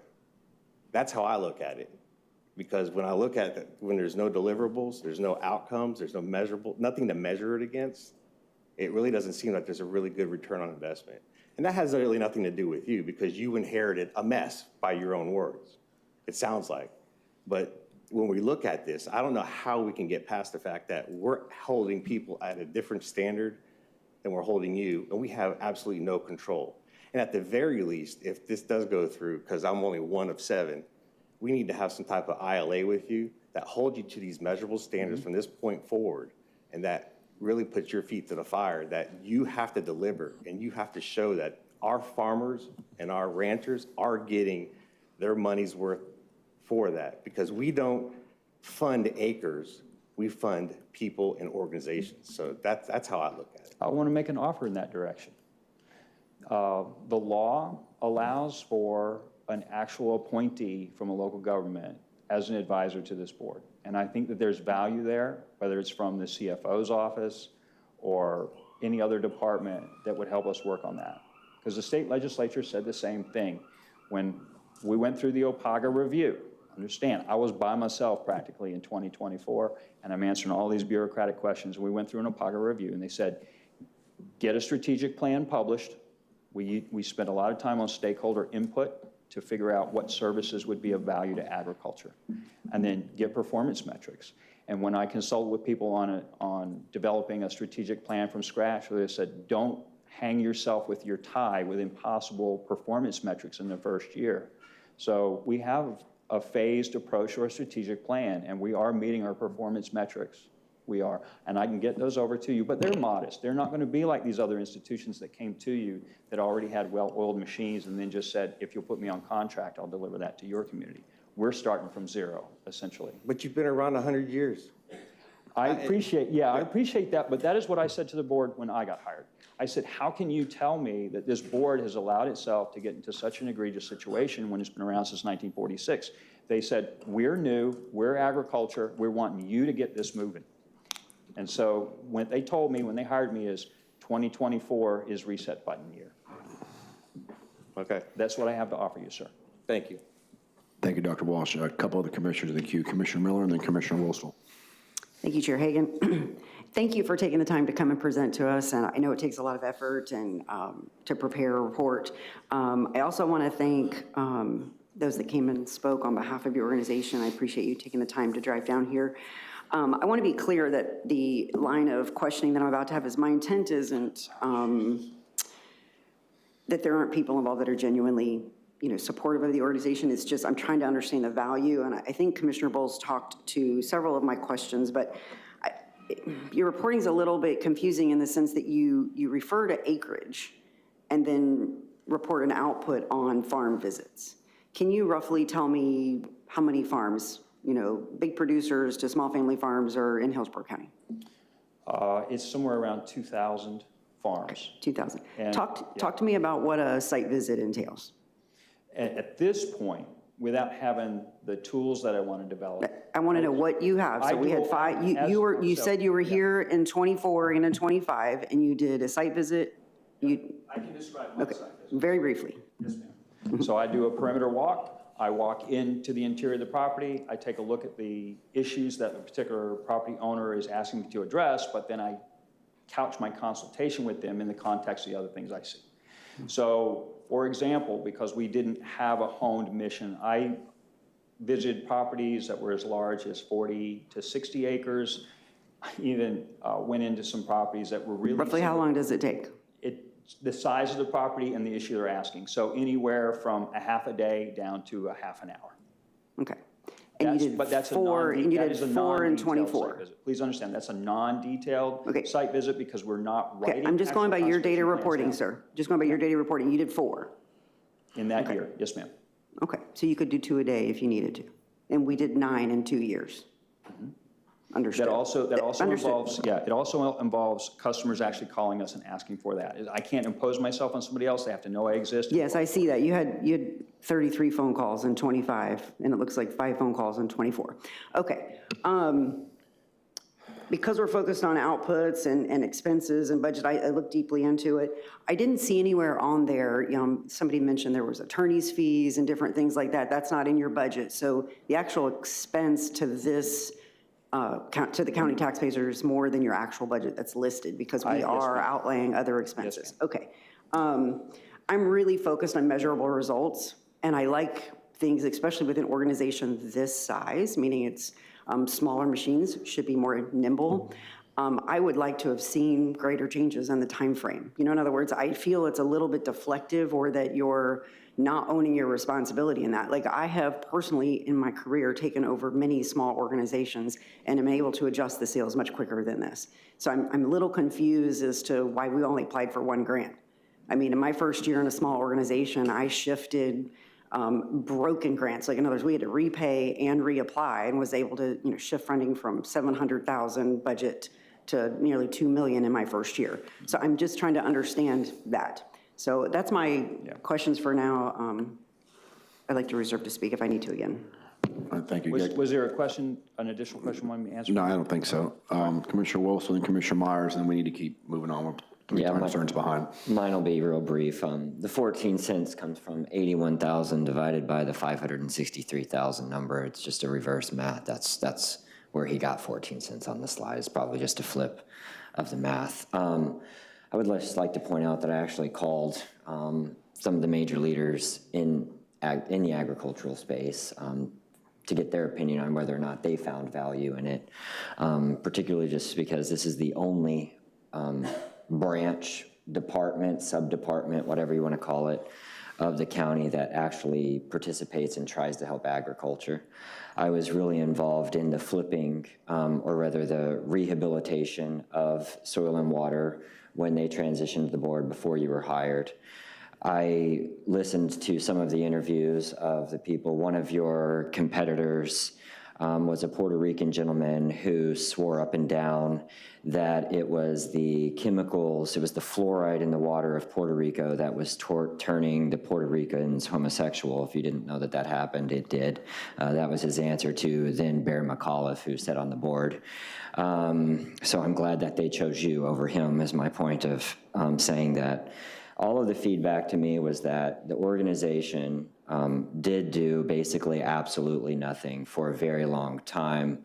The county was a good partner, and they retrieved one of their vehicles that had the wheels essentially rotted to the ground. The freezer was, I guess, just molded and frozen all the way shut. I don't know, it was a catastrophe. And the feedback that I've received now is that they do feel like there is a turning point that's been reached. You are being tossed up and down by FDACs. It's kind of like, are you guys going to be dissolved or not? It's been being said to me since I got here in 2023. So I do understand the difficulties that present with that. But that being said, the feedback that I received was positive. I understand that the budget number is large, but the actual is consistently low. So it lower than even when you got there, the actual expenditure. So I'll commend you on that. My recommendation is those farmers that I called to all said yes, that they feel like it's good. I think that you do much more than applying for grants, such as the two technical experts that you just mentioned, which is what many of them said, is that they used to have those folks coming out there, and even if it's not you applying for the grant, it's you educating those farmers, maybe particularly the smaller farmers sometimes, but more than the bigger ones who know what to do and have the resources on how to apply for those grants. So while I have continued to support farmers' property rights, and I catch a little grift for that because I will not use heavy-handed communist-style policies to restrict a farmer's property rights, I will also continue to be a vocal advocate for them, and the feedback that I've received, including an email from somebody that was on the Florida Beef Council and the state of Florida's Cattlemen Association, not the local one, is that they are positive on you and that they would like to see us to continue to support you, and for those reasons, I will. Thank you. Thank you. Okay, Commissioner Myers, and then we'll move on. I'll make it brief. After hearing your report, and I thank all the commissioners for their comments, but it appears that you're at a different standard than what we hold all of our nonprofits to when it comes to funding. And so I'm going to move to make a motion that the Soil and Water Conservation District add deliverables and outcomes to their for fiscal year 26-27 in order to continue to receive funding from the county. Roger that, ma'am. Okay, that's my motion. Got a motion by Commissioner Myers, second by Commissioner Cohen. And I just want to say, Dr. Walsh, I want to thank you for your presentation and for coming in and taking the bullets. We understand you inherited a mess, and you're doing everything that you can to try and right this ship. Also, having known you for a long time, I appreciate your candor and being direct here. In a little while, we're essentially starting our budget process. We're going to hear the recommended budget presentation from the county administrator, and then a couple weeks, we'll have a budget reconciliation workshop, and then a couple public hearings. And then so we'll continue to consider what changes need to happen here, but I think motion on the floor is likely a good start, and I just appreciate your honesty and candor. So, okay, we got a motion and a second. No one else in the queue. Please record your vote.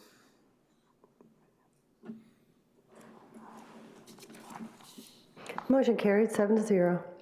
Thank you, sir. Appreciate it again, Dr. Walsh. Okay, Bonnie. Thank you. Our next item is item B3. This is our 1015 time certain. This is regarding the issuance of Hillsborough County utility revenue notes in the not to exceed amount of $650 million. Kevin Brickey will take us through this item. We also have representatives from the financial team if needed. Good morning, Kevin. Good morning, Commissioners. Kevin Brickey, Management Budget. Item B3 requests the board to adopt a resolution supplementing Resolution 03112, adopted in June 2003, providing for the issuance of the Subordinate Utility Revenue Note Series 2 2026 in their principal amount not to exceed $650 million in order to finance the cost of all or a portion of the cost of various public utility capital improvement projects, specifically the One Water campus in South County, and paying the costs of issuance of the note, approving the form and authorizing the execution and delivery of a non-revolving credit agreement with Bank of America, appointing various paying agent and registrar for the note, and authorizing certain officials to execute documents or take actions needed to be in conjunction with the note, and authorize the clerk to pay costs associated. Also to approve the related budget amendment, which has the net impact of 0 on the adopted FY26 budget. It realigns various line items to effectuate the actual issuance. The note will be serviced and repaid exclusively from water and wastewater system revenues. I don't see any questions or comments. Can we have a motion? Move to approve. A motion to adopt a resolution by Commissioner Myers, second Commissioner Cohen. Please record your vote on B3. Motion carried, 7-0. Thanks, Kevin. Bonnie. Thank you. The next two items are related. The first one is item G1. This is to receive a report on a plan for a phased implementation of the African American Arts and Cultural Center. And then the related item, B2, is regarding a state grant. John Muller will take us through first item G1, the staff report. Good morning, Chair. Good morning, Board. John Muller, Director for Facilities Management and Real Estate Services. And as Bonnie mentioned, we're here for a phased option report on the African American Arts and Cultural Center facility. And also today with me is Jim Hudak. Jim is our Capital Programs Director. I want to just mention him because they help prepare the phasing concepts and construction estimates presented. In addition, Ms. Nicole Travis, the nonprofit Tampa Bay African American Arts and Cultural Center Executive Director, should be on this meeting virtually. At least she told me she was, should there be any questions for her. Okay, so let's dive right into it. There's a lot on these. I'm going to try to be brief and bright. So since our last report, we had the architect's proposed budget reviewed by our own capital programs team, and we requested it to be reviewed and assessed based on the most recent costs of other county capital projects with any market rate adjustments. In addition, the nonprofit had their own independent GC review the project budget to identify value engineering opportunities. So let me just boil these numbers down for you. So our own county staff says, look, if you started sometime in 2027, late 2027, we would say an overall cost as is 50.3. That's higher than the architects, based primarily on the special costs of some of the exterior and interior special items, and also allowing for some costs into a late 2027 start. Now, the nonprofit's evaluation revealed the same, and you can see a list of those value engineering items down there when it mentions exterior panels, landscaping, finishes, et cetera.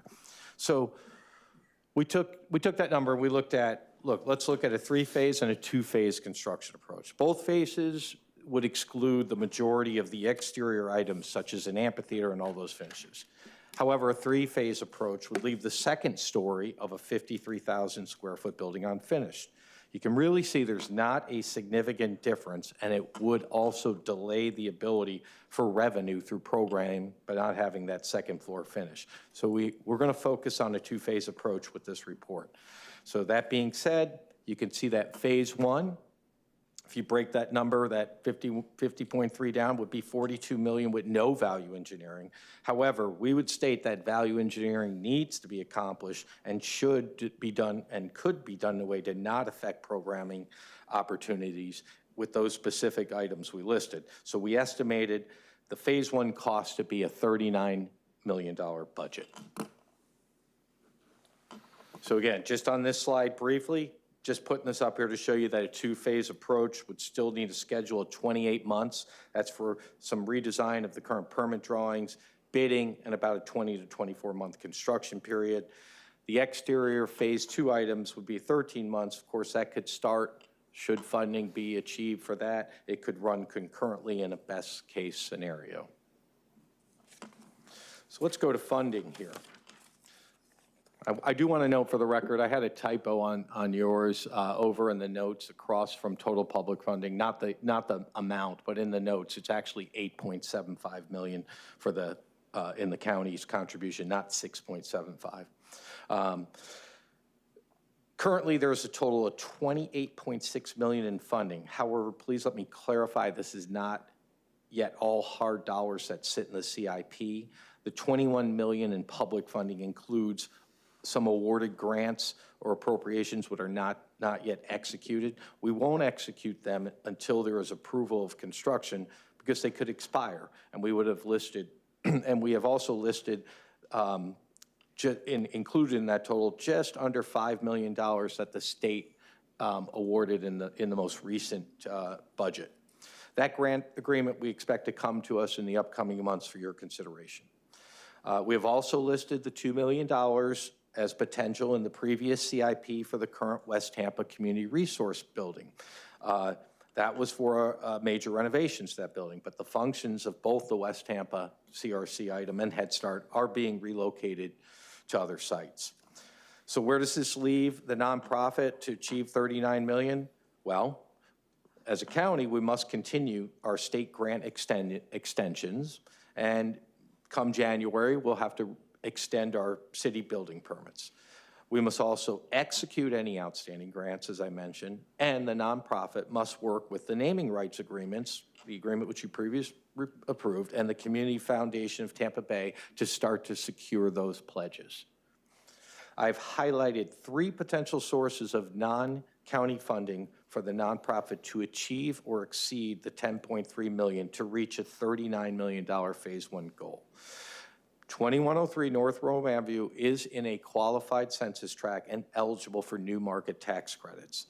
This is a source that has a $5 million and potentially up to a $10 million source in the form of a 0 to low income 7-year loan with favorable terms. So much so that the new market tax credits acts much like a grant, but they have to comply with whatever the grant agreements are with the terms to create that community impact. It is complicated, and I'm not going to claim to be an expert in new market tax credits, but we do understand that the nonprofit intends to use some corporate funding money that they receive to actively pursue this funding. I also need to note that if there's any delay to the nonprofit achieving their funding, as we do project a 3% increase. So if we go past 2027, we expect the construction numbers to go up.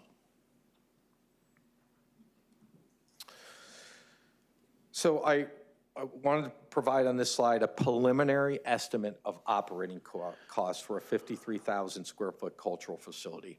So our staff contacted, the real estate staff contacted and researched local facilities, regional ones, and we also went back to the 2019 original report on the national facilities and updated all those numbers with the CPI. Using the median and assuming an operating model similar to Mosey and Carrollwood Cultural Center, we believe the proposed AACC could mature up to an overall $2 million per year total budget. I mentioned Mosey and Carrollwood Cultural Center because these facilities do receive some minor county support, mainly for major repairs. We own the assets, so we'll do some R3M funding there. So some of that 30% breakdown that you see there for facility site and maintenance and repairs, some of that, at least the major ones, those nonprofit operating models receive that. So, but what those nonprofit operating models do is they really control the remaining 80 or 90% out there that's part of this, particularly with labor. What we looked at, we liked some of the examples we saw where they had a core full-time staff, not a large staff, but they leveraged part-time, they leveraged volunteers, and they also leveraged 1099 independent contractors to provide the programming, so kind of pay as you go or pay as you need. You can see also on the slide at the bottom that I listed some 2025 reported revenue to us and broke it down per square foot. So we believe the nonprofit model is appropriate. It allows them to capitalize on event revenue, and quite frankly, and we are in Florida, including having a liquor license if allowed by the county agreement, as well as they could gain ticket system surcharge sales by operating their own ticket sales system, and again, not having a county-run system. That brings in all sorts of things such as demand pricing during peak entry times and peak event times. So the real bottom line here is that first, we recognize that this project needs a more detailed model and pro forma that accompanies a request to bid and build this facility. We are seeking direction on that, but based on this preliminary analysis, that direction is pointing to the nonprofit model and the specific cultural institutions we should investigate with to provide that information back to the board. So finally, Bonnie mentioned we have a companion item B2 that is requesting your approval. This item is to authorize a covenant on the 2103 North Rome Avenue property that designates the property as a cultural center for 10 years in accordance with the grant, specifically with the grant that is for the African American Arts and Cultural Center. This requirement was presented in the 2022 agenda item, and now that we have completed the final spending of the $1 million in state funding towards the design of the African American Arts and Cultural Center, we are asking your approval so that the final funding payment is received from the state. And we're available for questions. All right, thank you, John, for the presentation. Commissioner Bowles? I'll keep it brief. I appreciate you bringing this report back at my request. You know, I know this was done back in November and it's taken some time to get here, but my thought and process on it was that, you know, there's been a lot of work and effort put into this over the years. It seemed to be floundering. We didn't know what was going to happen with the state. We got money from the state. We got a big boost for this from the state, and that this would be kind of a catalyst to kind of put a fire under everyone else's butt to get on board and support, you know, and get that final goal there.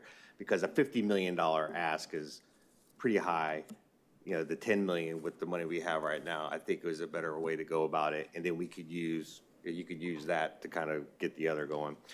The other thing, and I wasn't sure, and I couldn't recall specifically, but did we, none of this money that we're asking is for the operational costs. I know that Commissioner Wustel in the past has talked about ongoing operational costs. If we do fund this and, you know, continue to fund this and continue to do that, will we be funding this for ever, or can we put something in a plan in place to say, you know, maybe we'll get you your baby legs up and get you walking, but you have to learn how to, you know, run on your own and within a specific period of time? Is there something that could be done so that we're not funding something forever?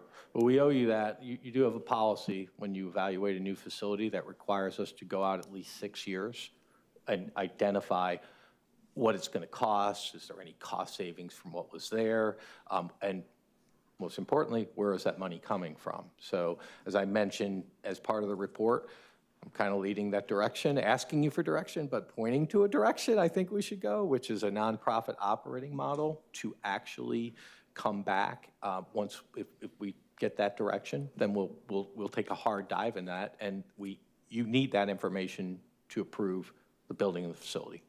And I think, as we continue to look at our cost, I mean, just earlier, we were looking at $600,000, which is, I want to say, in budget dust in a way of speaking, in a $1.2 billion budget, but it still matters.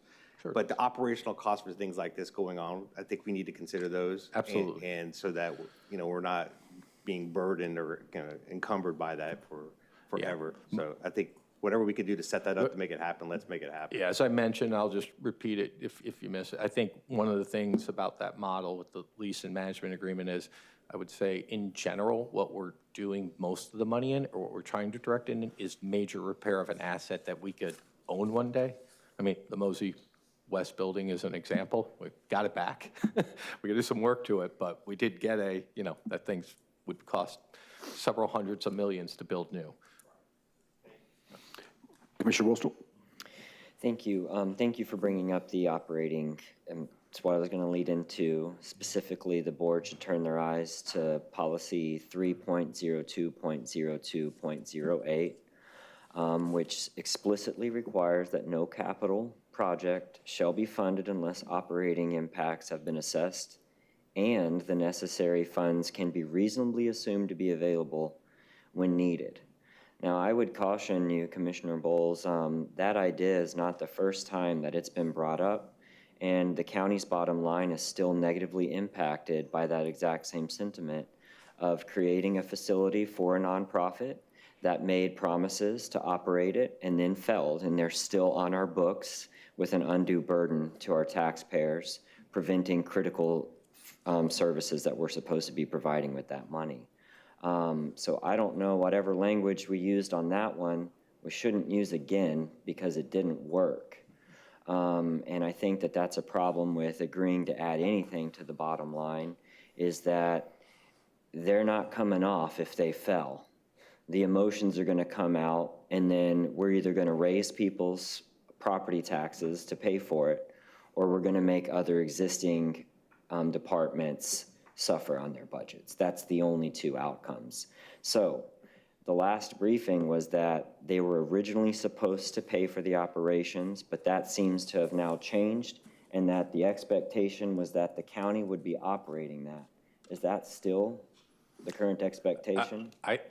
My expectation is we're asking a direction to go investigate that model, exactly what you're talking about. You want a cost neutral. We've heard that from the last time. I do think we need a direction, and I'm suggesting we look heavily at the nonprofit model to achieve that objective. But we do need to take a deeper dive into that. Okay, so how much money towards the capital is the nonprofit paying for? So right now, their pledges, total pledges, they need to turn, as I mentioned, they need to secure those, is $5.5 million. That's what they have. We believe they might be able to get another $3 million. The nonprofit could very well, if we hope they're the recipient of the new market tax credits, particularly with this model of them operating, they become, from what I understand, more eligible because they're providing the direct community impact. Will you be able, or are they going to provide, or staff going to provide the 6-year estimated? And it's not just operating, it's maintenance. Everything. Right, It's that's operating, also maintenance, their responsibility. labor, revenue, it's everything, pro forma. And yes, we need to provide that. And again, I'll just state again, not to repeat myself, but I think this is the model we need to focus on.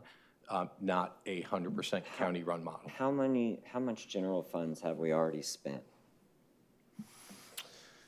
The reason I'm asking you is because I want to know how much money we're going to keep spending before they're even able to reasonably meet the obligations that we haven't even calculated. Yeah, we have spent capital. Some of that came from the CIT, And let me go back a slide here, Commissioner. Well, there's millions of dollars of CIT depreciating in the CIP budget for this project that could be for shovel-ready projects right now. I don't know that I have that answer for you, but I can follow up with it. Yeah, that's fine. But I'll follow up. You want to know how much general funds were spent? because the next item is that we're going to approve more local funds to be used towards the match, right? Is that the next item that's on the agenda? That was already, the $250,000 match was already appropriated and spent on the design. What you're approving is just the covenant for that final state reimbursement. I would just think that it's fair to the board that before we spend any more local money, that we understand what those full scope of operational impacts over the first 6 years are going to be. If they're struggling to get the $5.5 million of operating that they've pledged to get, how are they going to possibly get the first 6 years of operating impacts to our bottom line to protect the taxpayers? So that's my comments and extreme concerns, because we have a policy in place for a reason, and that's to prevent us from not negatively impacting existing needs. So thank you. Commissioner Myers.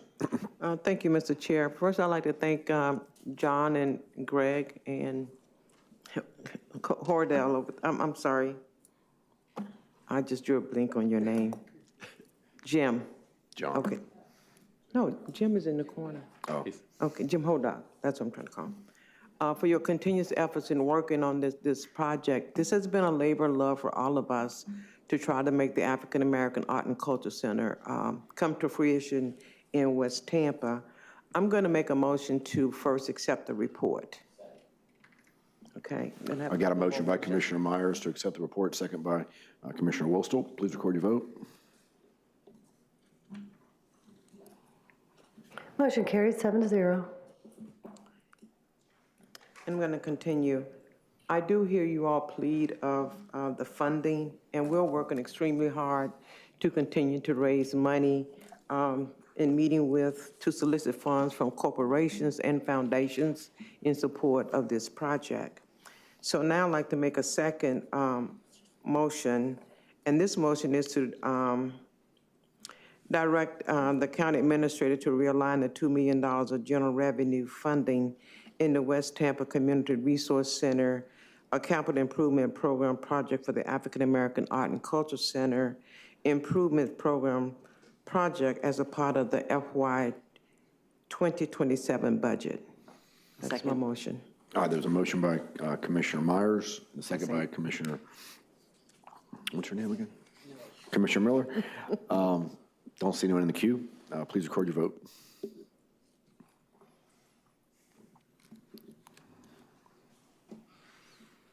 Motion carries 7-0. And my final item, Commissioner Wooster, to address what you were saying, I was going to make it a future item that talks about bringing back information regarding the performer operating costs and program revenue. So I can either do it now, or I can wait to a future item. Just wait to the future items. Make it a future item? Yeah. Okay, thank you, Mr. I just got one question, John, before you finish.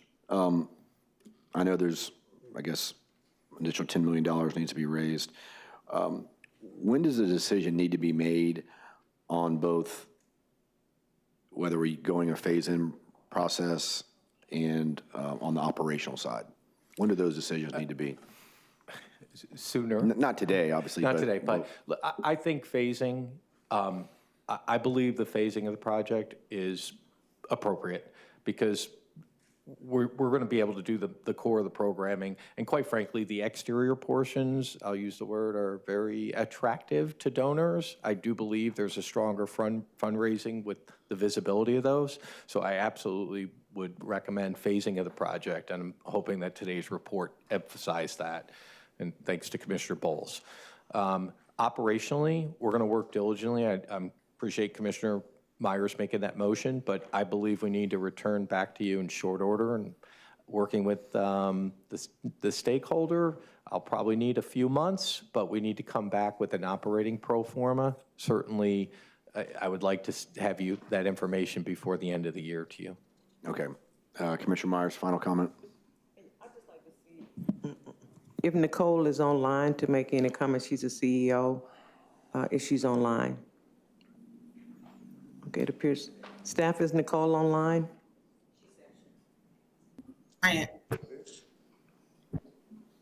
Nicole, would you like to share anything? Good morning.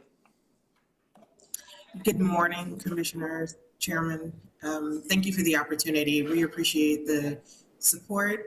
We just had our inaugural fundraiser for the nonprofit, and we had a remarkable turnout in support of the event. We look forward to closing the gap on the funding that's needed to get the cultural center built. And we hear all the comments from the commission, and we'll work with staff to get you those answers. Thank you for your support. Okay, all right. Thank you. Appreciate it. Thanks, John. Thank you. Can I have a consideration vote on item B2, please? Move to approve item B2 as presented. Motion by Commissioner Myers, second Commissioner Bowles. Please record your vote.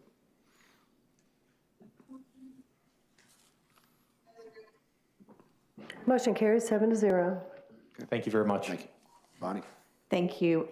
Commissioners, we did not have item F3 set up for time certain, but we do have Chief Frank Losat in the audience. And so I'm wondering if you would like to waive your rules to hear this item out of order.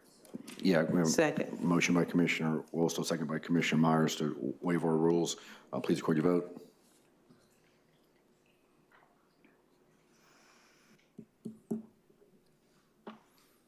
We need to vote.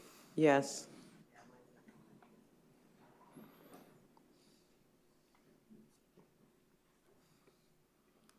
Motion carried 7-0. All right, thanks, Bonnie. And this item should be quick. Board members, in our backup, I've included a letter from the Sheriff's Office requesting approval to start the process to expand the speed zone enforcement camera program to all Hillsborough County schools.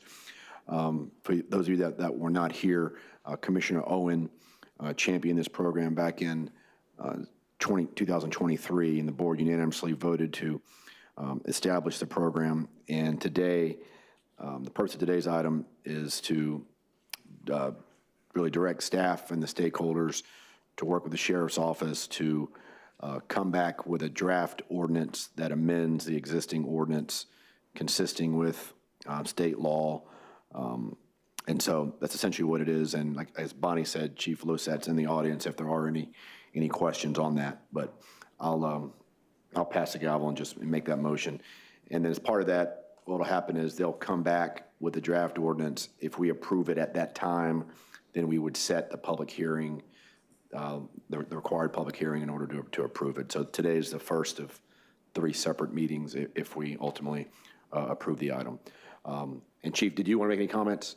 You might want to just, I know you're here and came all the way down. You might want to say something. Good morning, early afternoon. Thank you. I'm here for any questions. The Sheriff fully supports this program.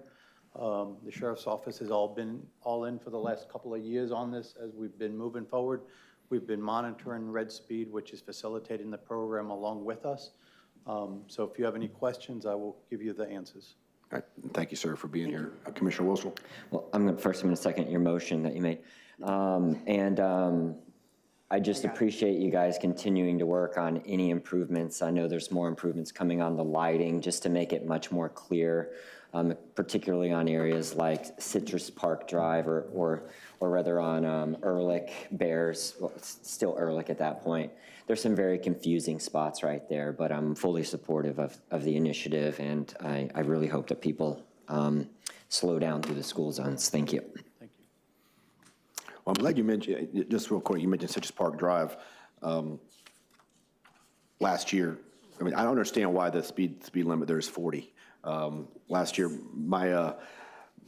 I was sitting in the back seat. My wife was driving, so I had to charge my phone, and it was easier to do it that way. And she got pulled over for going, I think, 50. So, yeah, I've always been wondering, why is that 40? You get other roads that are 45 and 50, but that's not for you, not for today. But that just sparked my memory when he said Citrus Park Drive. So, and I'm the one that worked on that road for so long, so I thought that was a little bit, frustrating. But thank you for being here, sir. I appreciate it. Thank you for being here. We have a motion by Commissioner Hagan, a second by Commissioner Wilson. After you, please record your vote.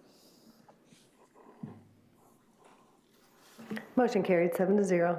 Thank you, sir. Hey, Bonnie? Thank you.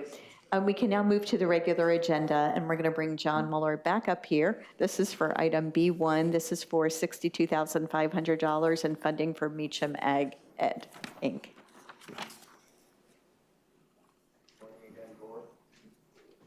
Is that on? Thank you. Good morning again, Board. John Mueller, Director for Facilities Management and Real Estate Services.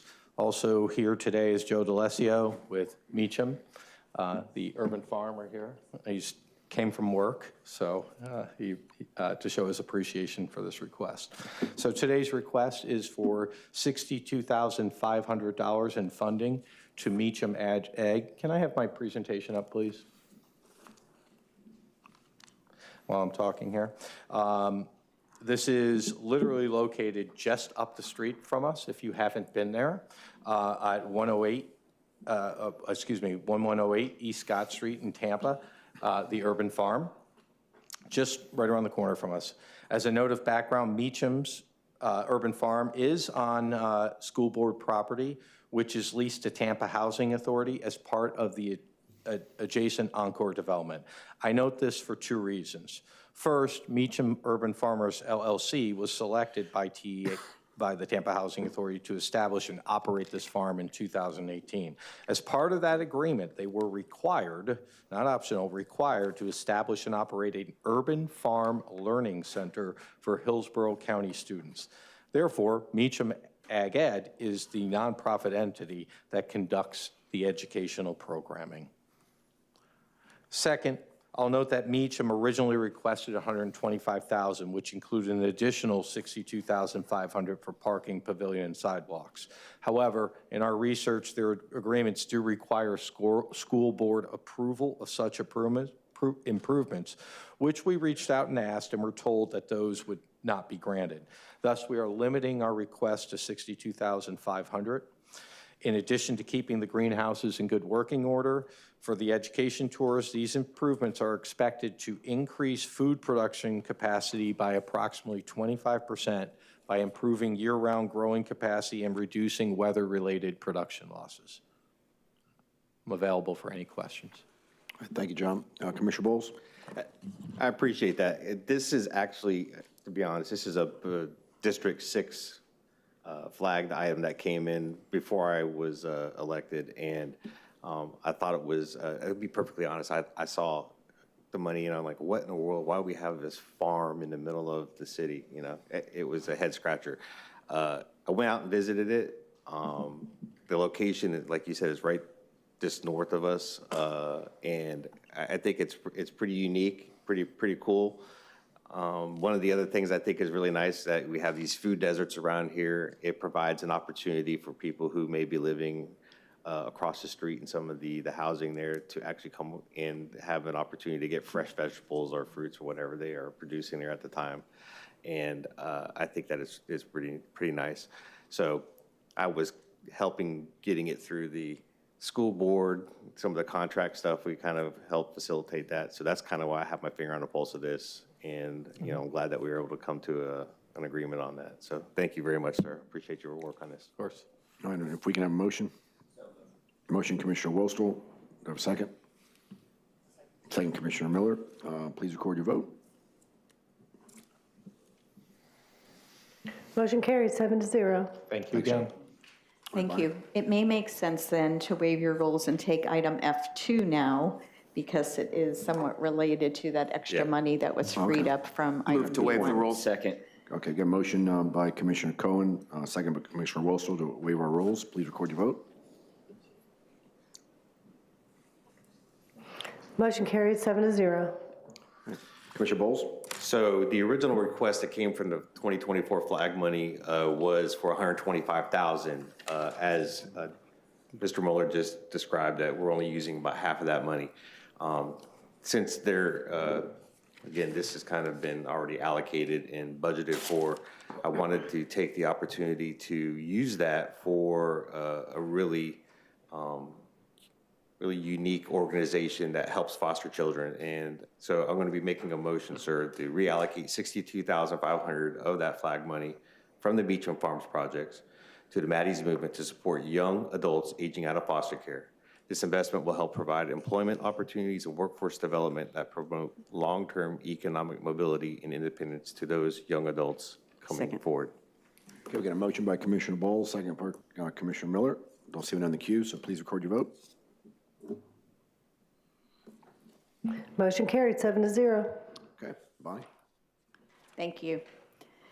So we can now move on to item C1. This is the delivery of the county administrator's recommended fiscal year 27 budget.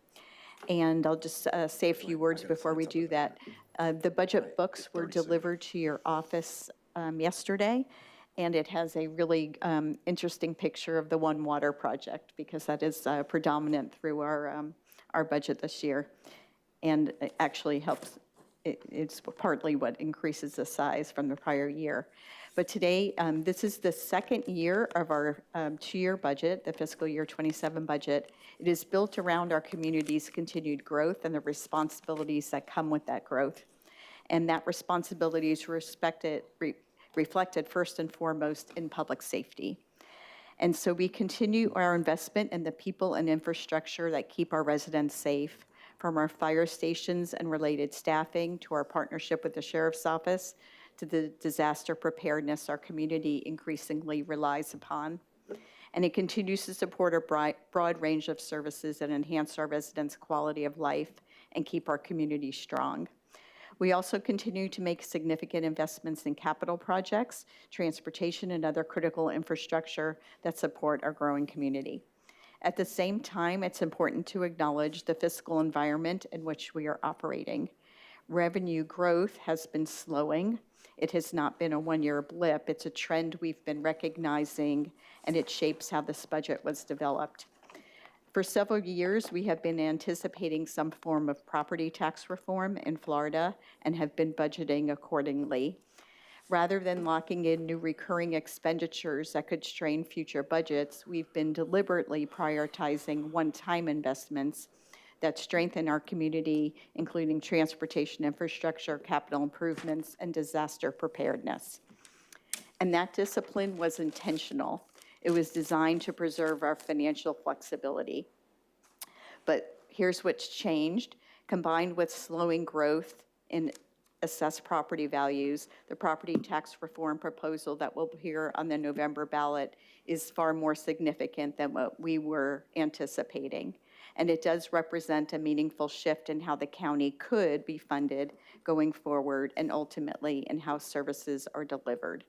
So today's budget is our recommendation for the year ahead, one that continues to invest in our growing community, strengthen public safety, expand critical infrastructure, and position us to navigate the fiscal uncertainty ahead.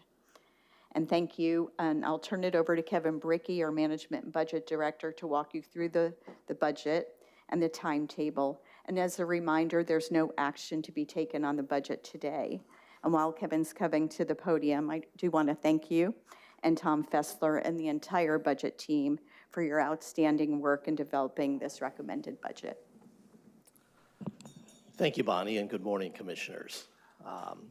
As we look to build any recommended budget and do the budgeting for the county and for our citizens, we remember that we have been receiving the Government Finance Officers Association Award for now 40 years. We received the award for the FY27 budget and are pleased that we are able to continue to do that.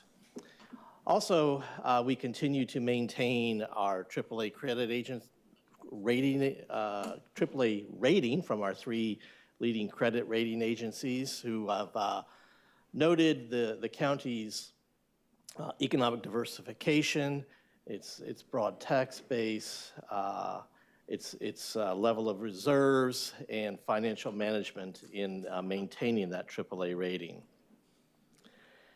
And as always, we look at the list of guiding principles that we have been looking at for some time, which really speaks towards maintaining current assets, maintaining current service levels, maintaining our employees and value in our employees to encourage them to grow.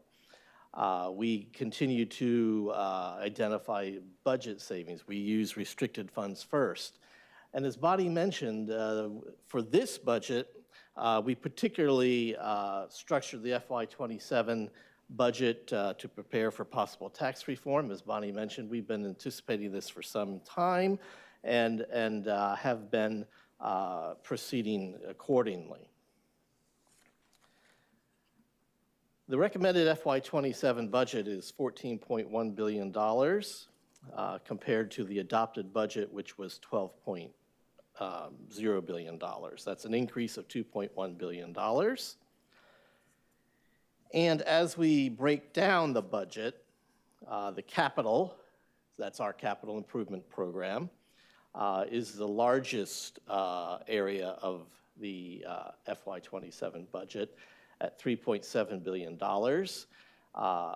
It is a $406 million increase. Those yellow bars at the top represent a change.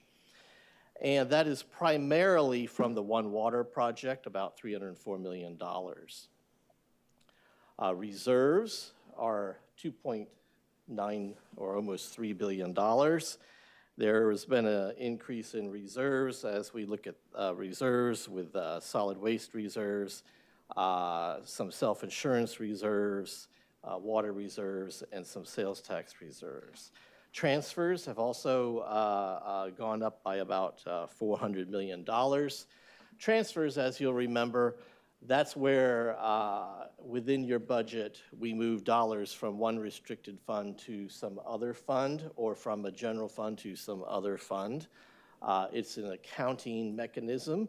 Essentially, it causes a dollar to be counted more than once.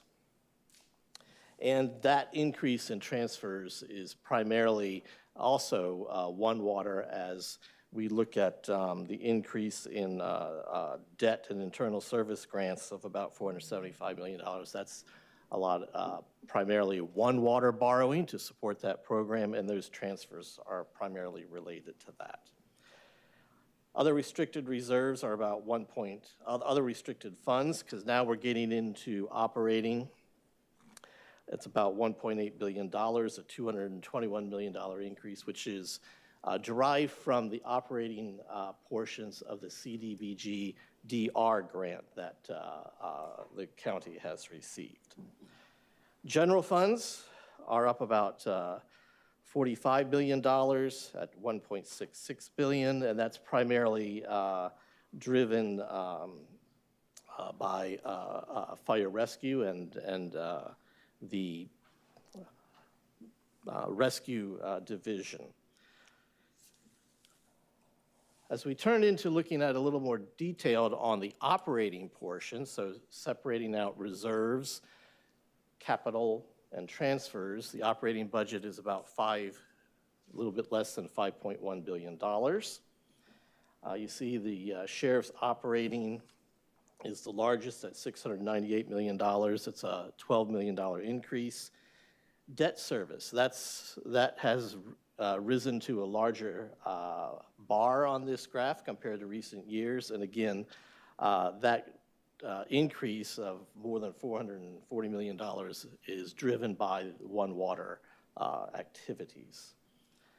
Healthcare services at $640 million. There's a $100 million increase there, which is driven by the self-directed hospital direct payment program. It's a pass-through. The dollars come in from the hospitals, the money goes out. It's not any other impact on the budget. Enterprise funds are $600 million. Fire rescue, $347 million. And again, you see an increase of about $31 million across all funds. Again, mostly that's the peak reserve division. And you see the large blue one, again, that's that CDBG GDR increase of $221 million. Recommended revenues are $5.16 billion. And here we see ad valorem taxes, property taxes, are $1.6 billion. That's about 32%, nearly a third of all our current flow of revenue.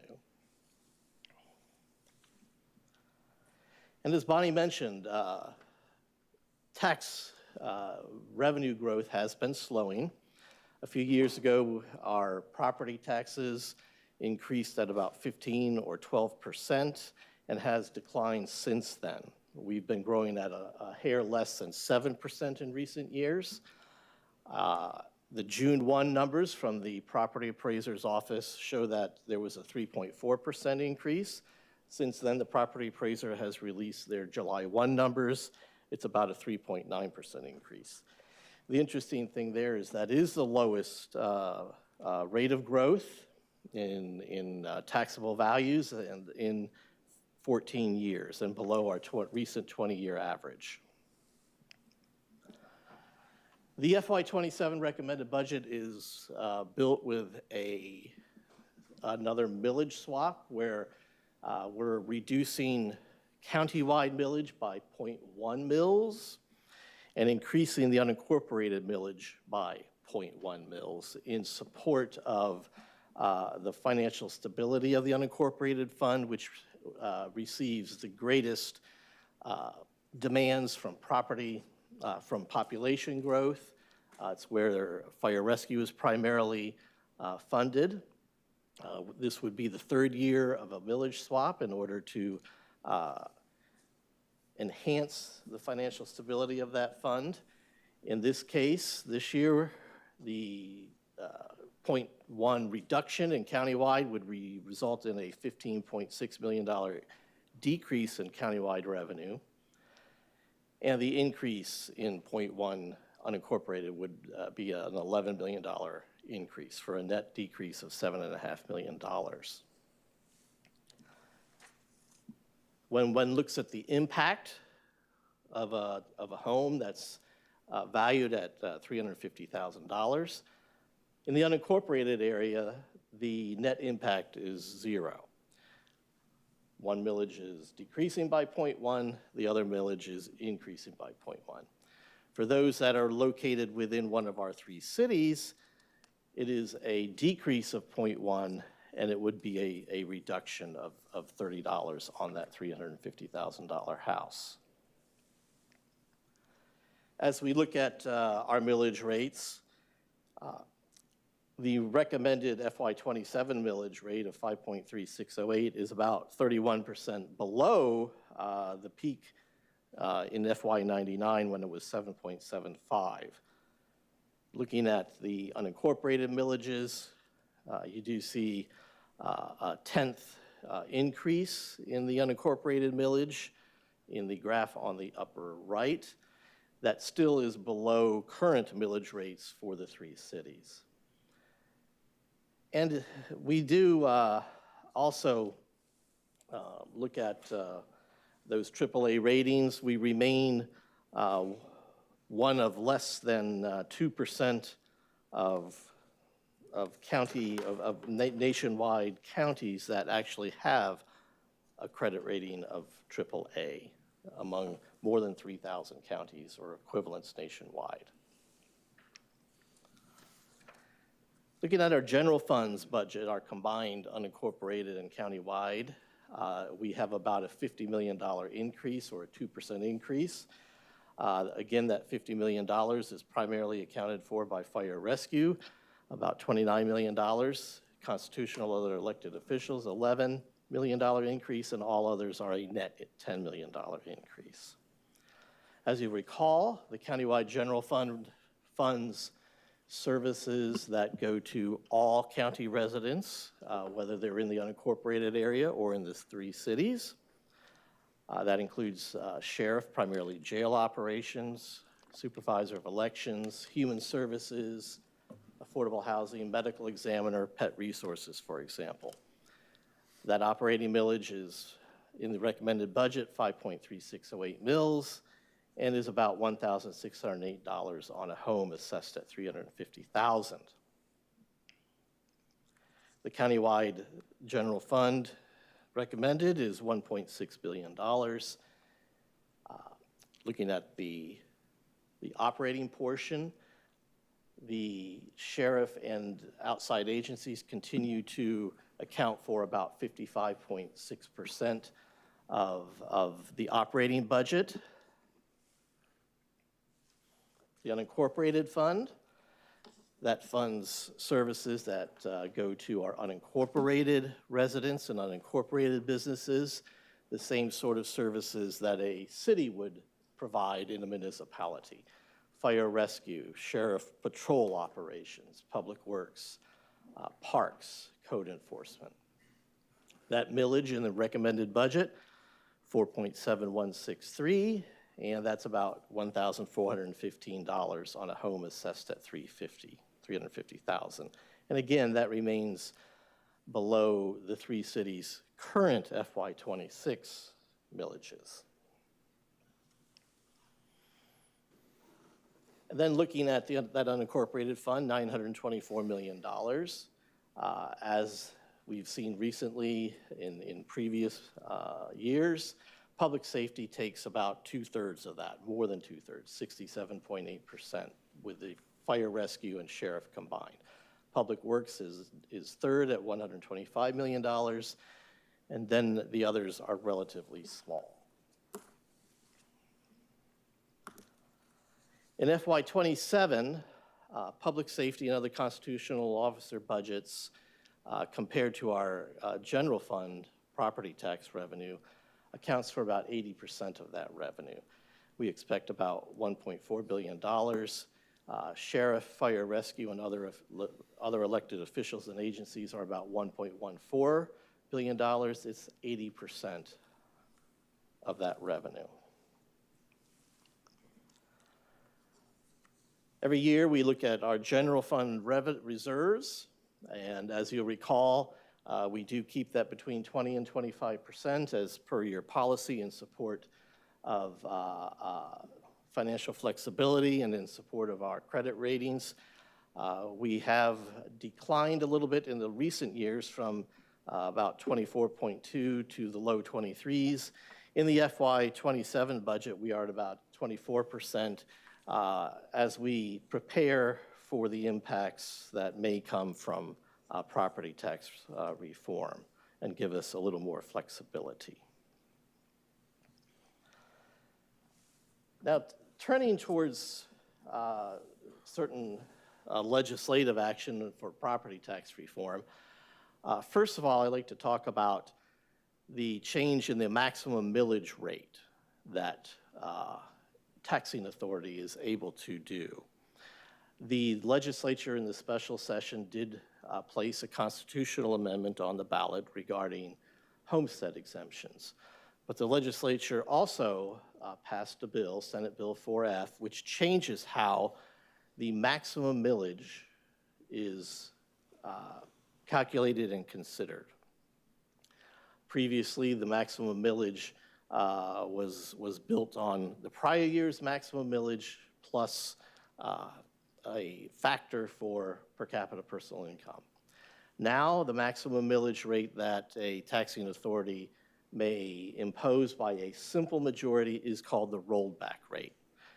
The rolled back rate is the rate that a taxing authority would need to have such that it did not garner any additional property tax revenue from already existing property.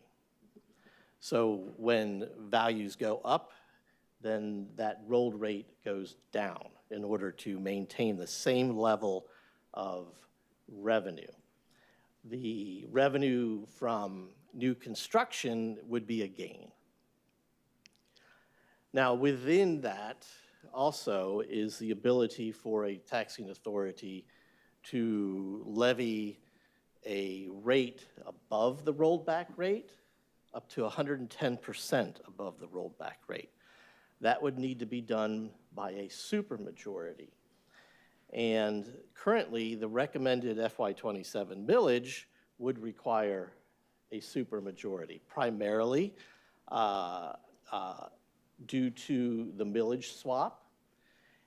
And as if you look above, where if the board were to impose the rolled back rate for FY27, that actually would be a gain countywide of about $500,000 or $600,000. Again, because the recommended millage already had that 0.1 reduction. The unincorporated reduction, the unincorporated fund would be a reduction of about $20 million, and the library would be a reduction of about $22 million by simple majority going to the rolled back rate. Again, what's in the recommended budget is that 0.1 millage swap. Otherwise, flat millage outside of the 0.1 millage swap, and that would require a 2/3 vote. A taxing authority could go higher than 110% of the rolled back rate, but that would need to be a unanimous vote. And again, that the unincorporated area is where we have the impacts or where fire rescue is primarily budgeted and where law enforcement is budgeted, and a fair amount of transportation types of operations as well. Then, during the special session, the legislature approved a constitutional amendment that will be on the ballot on November 3rd. It would require 60% yes vote to pass.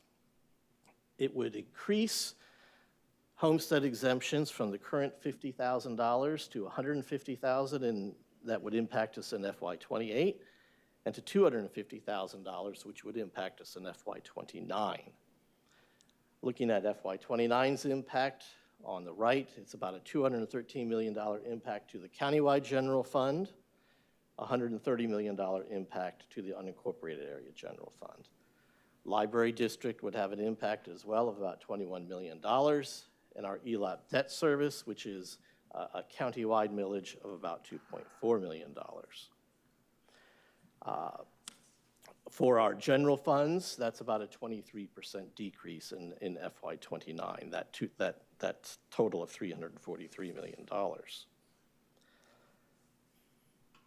How does that compare to the general fund personnel budgets? This graph looks at our current FY26 personnel budget. This total top line of almost $528 million, countywide, $450 million unincorporated. That includes fire rescue and sheriff personnel budgets. If we were to net those out of each fund, that would leave $193 million countywide and $52 million unincorporated. So that's $193 million countywide compared to the full impact in FY29 of $213 million, and for unincorporated, $52 million compared to the full impact in FY29 of $130 million. 25% of the personnel budget is outside of fire rescue and sheriff, which account combined for 75% of the personnel budget. So in this example, we see that the property tax impact is greater than the non-public safety personnel budget. Some of the rating agencies, we talked about the comments that they've had regarding Hillsborough County and our management and such. In this case, the rating agencies are recognizing the impact of the revenue loss, and they're wondering about the possibility of new revenues to replace or cut, and they are expressing some concern that this could have a negative impact on credit rating agencies, depending on what a local area was to do. The recommended capital budget is $3.7 billion. The largest area is water, of about $2 billion. We've talked about that. That's one water. Transportation funding from general funds in the CIT has increased quite a lot from FY20. In FY27 budget, we do have an additional funding for transportation of $117.1 million. And that's broken out in a number of different areas: bridges and guardrails, sidewalks, resurfacing. Resurfacing in that area about $21 million plus some from gas taxes of about $5.4 billion, $26 million of new funding. And it's also important to note that there's some carryover funding in the transportation program. That's about $750 million of dollars that are carrying over from the previous year, including $261 million carried over for repaving. County administrator positions in FY27 are still about 191 positions less than FY07, 2.9% decrease, where population has increased by 32%. Fire rescue, certainly that's where we've had investments in new stations, replacement stations, rescue units, SHRP units, some land acquisition funding in FY27. In FY27, fire rescue positions are up about 483 compared to FY07, or a 51% increase. But net of fire rescue, the county administrator positions in FY27 are still 674 positions below FY07, or about 11.9% reduction. So as we move through this, the next meeting that we'll have for the budget will be on July 29th. That will be the budget reconciliation public hearing, where you'll adopt your truth and millage rates, which this process is again set in statutes. Again, it's a little bit different this year because of how maximum millage has changed, and you'll also conduct your flagging process. We've had a couple of budget workshops, property tax reform, staff report recently. We've had our June and July property appraiser evaluations. Today, the budget delivery. Again, we talked about July 29th for reconciliation. Our public hearings will be September 10th, and September 24th will be the final one where you adopt the budget, and there is 2 weeks between those two. I appreciate your attention, and I'm here for questions. Thank you for that very thorough presentation, Kevin. I think in the future, we're going to put you on a timer. We're going to tighten things up a little bit. But other than that, we appreciate all the information. And Bonnie, again, you said this earlier, but I do want to thank you and all your staff for all their hard work in putting together this budget. It is an enormous task, and we understand that.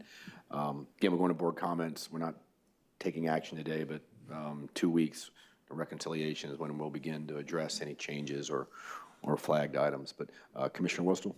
Yeah, there's plenty of future talking, but I saw that there's a new journalist and she took a picture of the $14 billion slide, but I want to make clear, though, that government accounting, I know we've gone through this exercise every year, is very confusing and duplicative. We do not have $14 billion. I want to make that very clear. If you could bring up slide 13, and if she would be willing to take a picture of that one, which is really what the commissioners control. I'm just going to provide us some cover fire before the headline says we have $14 billion. That is what we control, and the most important thing for the taxpayers to read about in your wonderful newspaper is $50 million only, 2% increase. So thank you very much. Well stated. We definitely need the cover.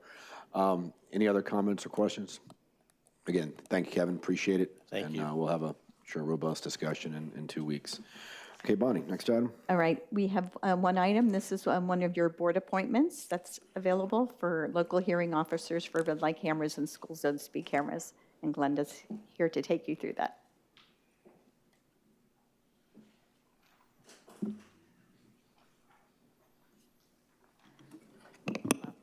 Good afternoon now, commissioners.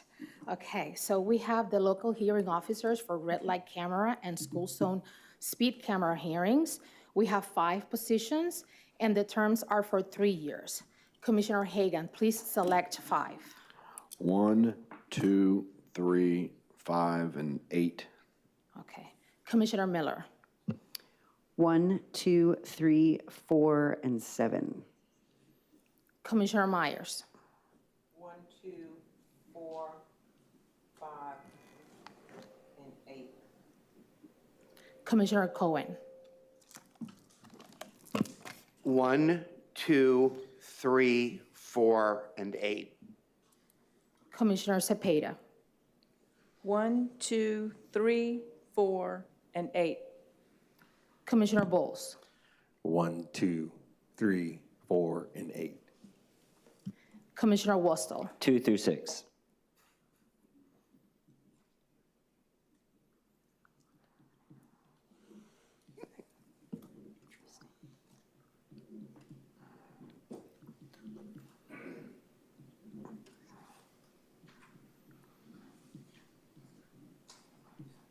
Looks like it's 1, 2, 3, 4, and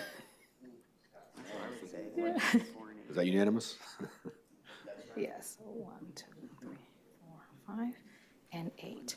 Yes, so we have candidates 1, 2, 3, 4, 5, and 8. That's 6. Not 5. I'm sorry, yes, not 5. 1, 2, 3, 4, and 8. 1, 2, 3, 4, and 8. Yes, Okay. correct. Can we have a motion to? So moved to Second. confirm them. Okay, got a motion, Commissioner Cohen, second Commissioner Wostel. Please record your vote.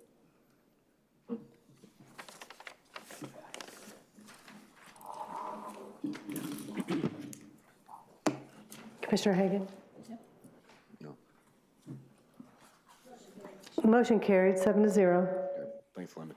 Bonnie? And now we just have future discussion items. I think you mentioned something, Commissioner Myers, Yes. earlier. Commissioner Myers? Yes. Okay, direct the county staff of the Facilities and Parks Department to develop and present to the BOCC an operating model with the pro forma operating costs and programming revenue for the proposed African American Art and Culture Center that utilize a nonprofit lease and management agreement similar to other county-owned cultural facilities operated by a 501c3 nonprofit. I'm going to ask that this report come back to us between 90 and 120 days. Okay, thank you. Commissioner Whistle? Thank you. In 1986, President Ronald Reagan created the H-2A visa. Since then, almost 100% of farm workers have become H-2A visa employees. In order for an H-2A visa employee to have a dependent in the United States, they would have to be accompanied by a verified H-4 visa. I have called every single large ag producer that I can get in contact with, and they have all confirmed that 100% of their employees are H-2A, and 0 of them have H-4 accompanied visas. However, to date, Hillsborough County continues to collect a school impact fee for farm worker housing. I would like to direct staff to work with Director Gormley's office in producing options to remove the school impact fees collected for farm worker housing, and prior to that, to have it go through the Agricultural Economic Development Council for verification and approval. Thank you. Thank you. Commissioner Cohen? Thank you very much, Madam Vice Chair. I have 2 items.